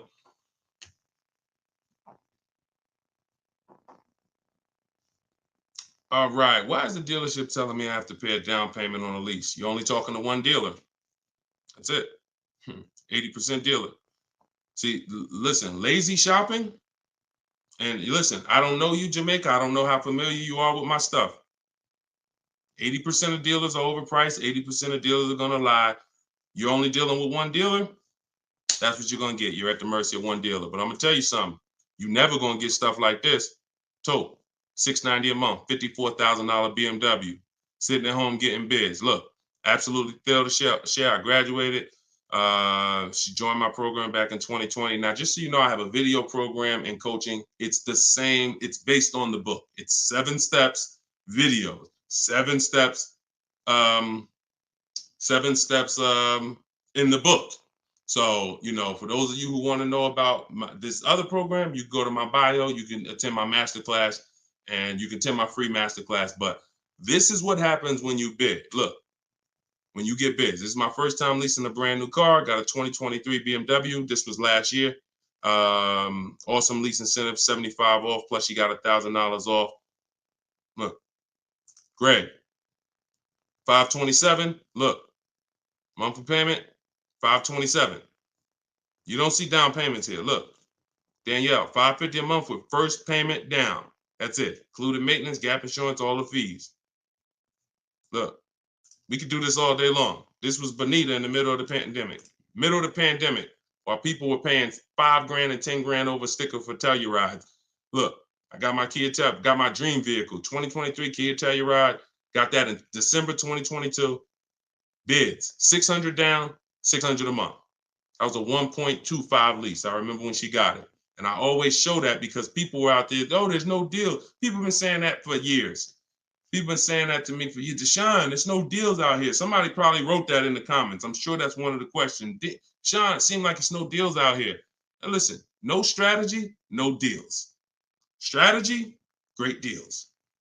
So one of the things we're never going to do is listen to what one dealer says. 5 dealers, 5 offers. You could do it your way, manually, or you could do it my way. It's up to you. But you get 5 offers because 4 are overpriced. That's the numbers. Okay? And that's how you guarantee when you drive off with a car that you paid the lowest price in the market. You can't guarantee you paid the lowest price in the market when you only got one price. You can't guarantee when you only got 2 prices. Now, somebody in my book, I teach something called the 25-to-5 strategy. This is for new cars and leases. We connect with 25 dealers online using my templates. You copy and paste. I got all my stuff in there. You just fill in what you want. And then we reach out to, and then out of those 25 dealers, we're shopping all their inventory. So we got a good shot of, out of 25, we got a good shot of 10 of those dealers having a car we'd be interested in. And our goal is to get 5 offers. That's it, all by email. So you can do it your way. You can call, you can do however you want, but we know this because we shop better than anyone else in this world. So when we're looking at all these offers and when we can say confidently 80% of are overpriced, we can talk to someone who's only getting 1 or 2 or 3 offers and tell them there's no way you're going to get great below market deals shopping that way. It's just not going to happen. So I wish I could tell you could mix your way. The only thing I can say about mixing your way is if you don't want to use my strategies to get the 5 offers. You want to get 5 offers some other way, God bless you. But you get 5 offers if you want below market deals. And if you're looking at super popular vehicles, Charles got a Palisade. Look, he got 10 offers. I reached out to 35 Hyundai dealers, got 10 quotes back. Offers range from 1.3 to 1.23 to 1.66. He ended up with a 1.23 lease on a Hyundai Palisade. $48,000 vehicle, $597 a month. So that's why the dealer you're dealing with is telling you you need a down payment because that's who they are. They're an 80% dealer. They're an 80% dealer. All right? That's just what it is. Strategy. Go ahead, Dolan.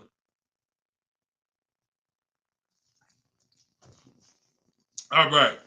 TikTok. Miss Brooklyn. How much is a good price under MSRP? It's going to be different for each car. It's going to be different for each car. There's no way for you to know this. No way for you to know this. Look, Eddie got a Toyota. He got $2,086 under MSRP. You don't know what the bottom is without offers. Your way of shopping the old way, you're just feeling for the bottom. No way. And I'm showing you all of this so you know. Look, Kimberly got $20,000 off of Maserati a little while ago. $86,000, you see it right here, $86,000 MSRP. Their selling price to her was $66,261. Had she got excited thinking, I'm just going to make up a number. I'm just going to, if I could save $7,000 off this Maserati, that'd be great. We don't pick what the bottom is. We get enough offers and it reveals what the bottom is. You get a bunch of offers on a Toyota Camry, the lowest offer, $2,000 under MSRP. Now, Kimberly, Maserati, that car, 20 grand off. Look, Sean, $20,000 off his F-150 Lightning XLT. Look, MSRP 73, dealer discount 4,900, 15,500. Now, just so y'all know, the 80% dealers are not even going to tell you there's a $15,500 rebate. So don't think he was just looking at a bunch of offers and everyone had a $15,000 rebate. Some people tell you, okay, there's $7,500 in rebates. Some people tell you it's $2,000 in rebates. If you're sitting in front of them, what do they have to tell you that for if you don't have, you're not going to shop. The statistics show, unfortunately, average people are going to shop 2 dealers. That's statistics. That's something that we're trained on. 2 dealers. So if you're going to shop 2 dealers and you're going to shop like the average person, why the heck am I going to tell you there's a $15,000 rebate on this vehicle when you're sitting in front of me and we just negotiate? That's what you're going to get. So it's no way for you to predict where the bottom is. Look, it's no way. Look, this is Tiffany. Tiffany sent me this the other day. She used my book. She got a $44,000 CX90 Mazda 2024. $6,530 off. Look, you see it up at the top. Believe we got a good deal from what we learned from the rest of the book. This is a bid. Now, I'm going to tell you, I don't care how big the discount is. If it's from one dealer, that's not enough. Because again, the discount could look amazing. Wow, 7 grand off. 10 grand off, 15 grand off, until you get the 5 offers minimum. What if the max was 20 off? What if the max was 25 off? I told you, I sold a Maybach when I was working for Mercedes-Benz. It had a $20,000 rebate. If a person was getting bids for the Maybach, they would have saw that they could probably save 30, 40 grand off a Maybach at that time when they were running a $20,000 rebate. But if they came in and the dealer said, all right, look, I'll give you 15 grand off. If they thought, okay, that sounds good. So you don't get to pick where the bottom is. No one does. And if you try that, you're going to lose every time. And you're going to lose by not getting to the bottom and by wondering. See, that buyer's remorse, that's wondering. Was that really the bottom? You think we could have got more money off? That's buyer's remorse. We never have that. I want you to never have that. And when you sit at home and you let these offers come to you and you look and you see 5, 6, 7 people bidding for your business, you'll never wonder. You'll never wonder again. That feeling of in your gut of, oh, I hope I'm not getting ripped off. Oh, I hope this is a good price. That's a thing of the past. You'll never have that. Okay? And you deserve not to ever have that. Stop shopping the old way.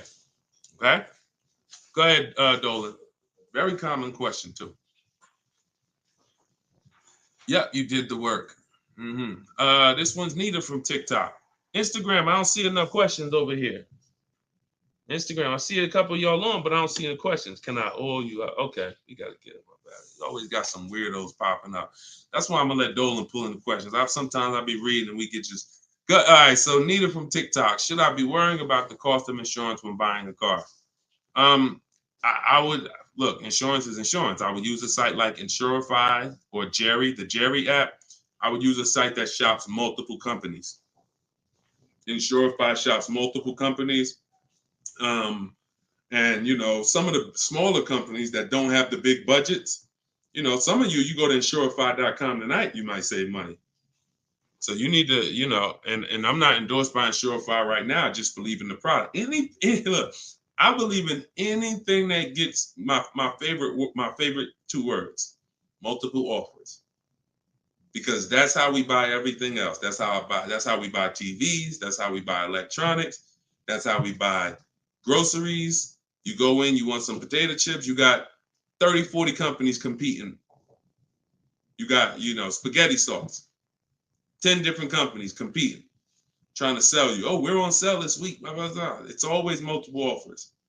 So any tool that gets multiple offers, I love it. So Insurify.com or the Jerry app. Yeah, insurance is insurance. J Love, how's the market looking? Watch the earlier broadcast. We answered that. That was pretty much, I think that was the first question in the show. So you could go to YouTube, watch the rebroadcast, and you'll see the answer to that question. Go ahead, Dolan, shoot that next one out.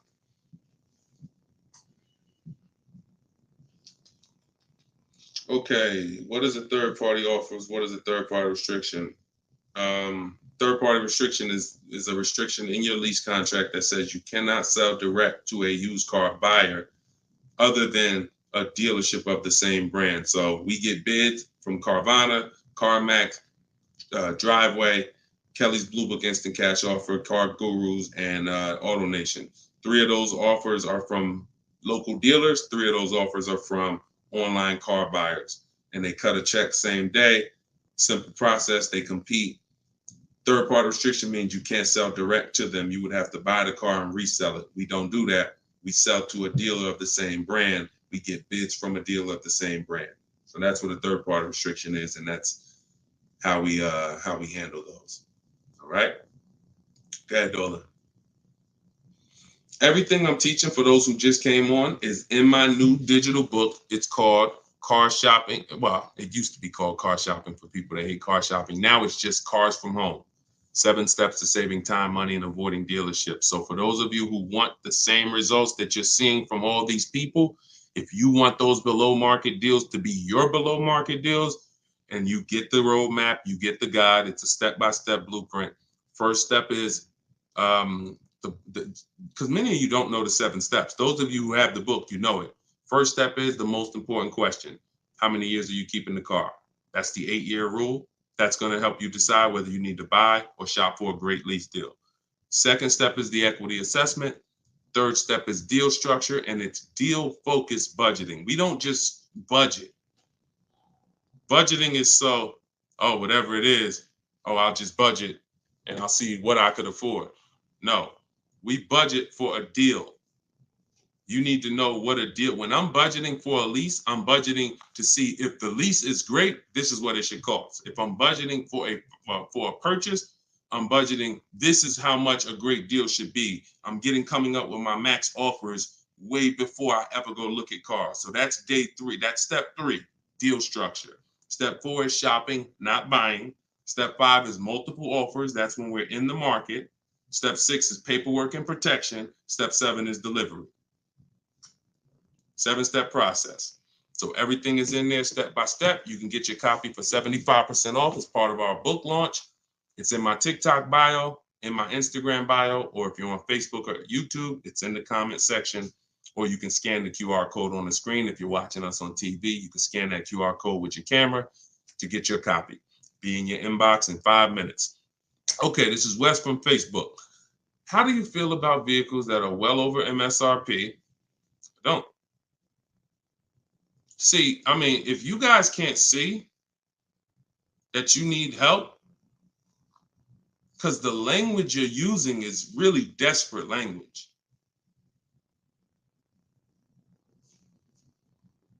You know, I really don't know, like, because here's the thing. You're walking into dealers because that's all you know to do, and you're saying that stuff. Vehicle I'm interested in selling almost 20 grand over MSRP. I remember when the new Broncos came out a couple years ago during the pandemic, and people were paying 10 grand, 20 grand over MSRP for them. And when our first person got a Bronco with no markups, everyone who paid 10, 20 grand, 5 grand, 2 grand over at that time, money's out the window dealing with 80% dealers.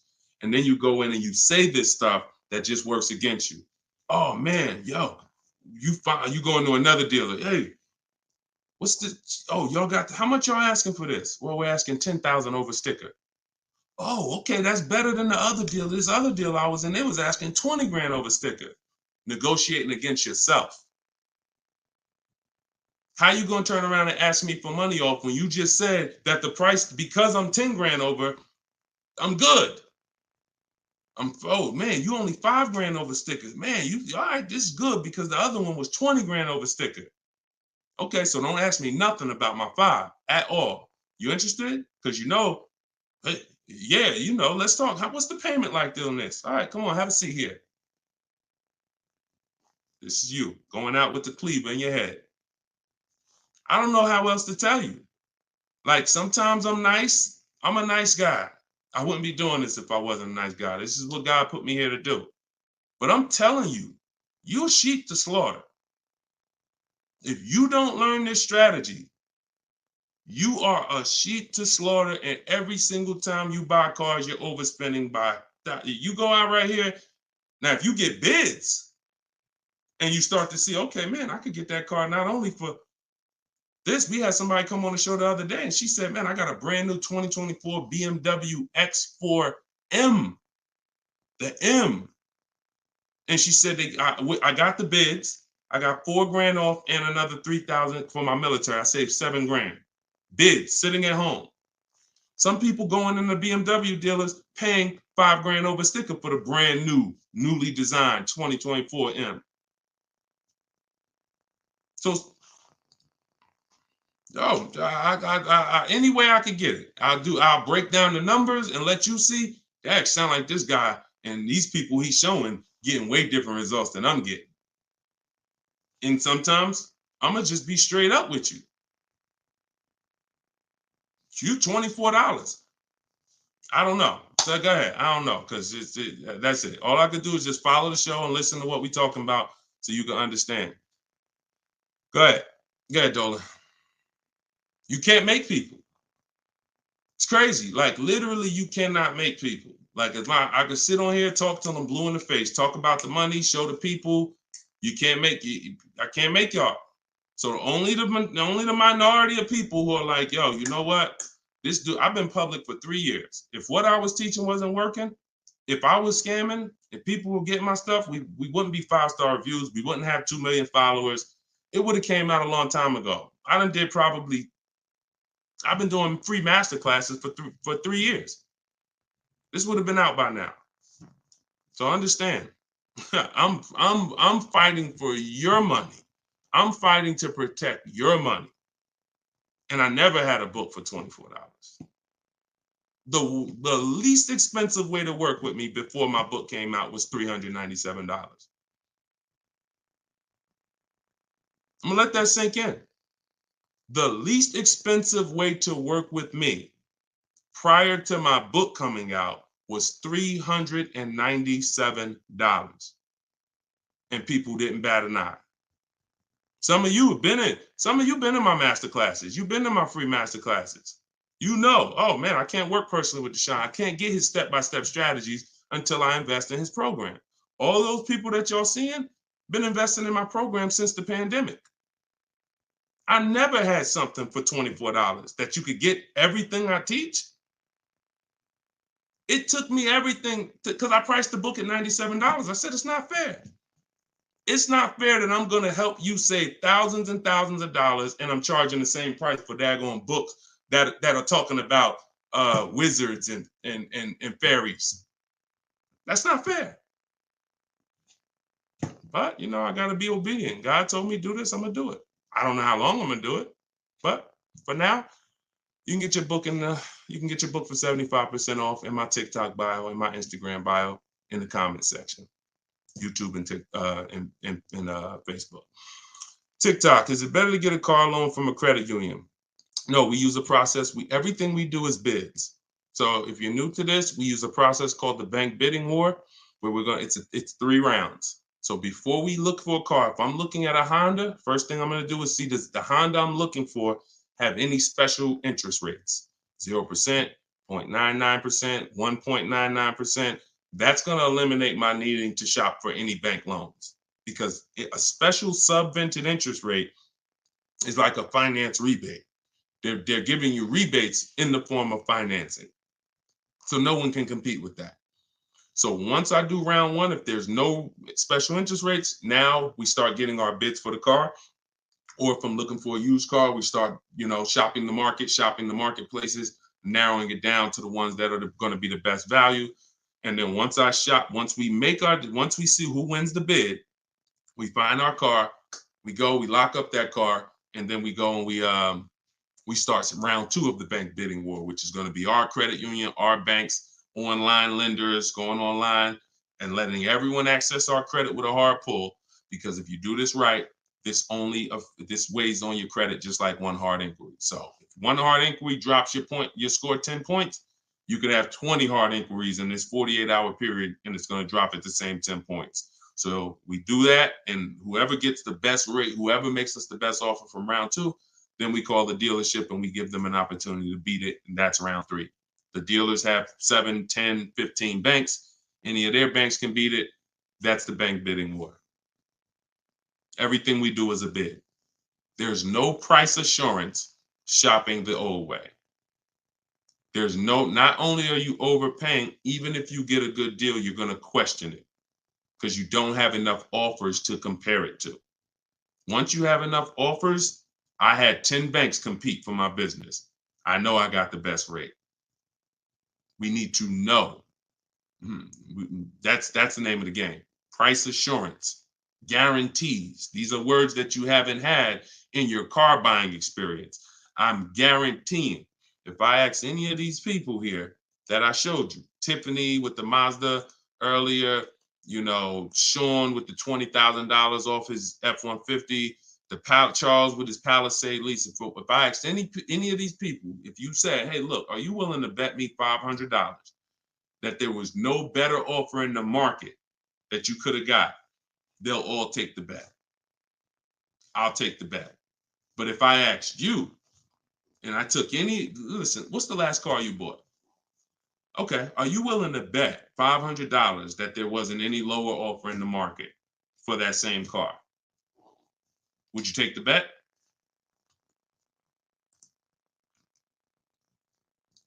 No price assurance. No price assurance.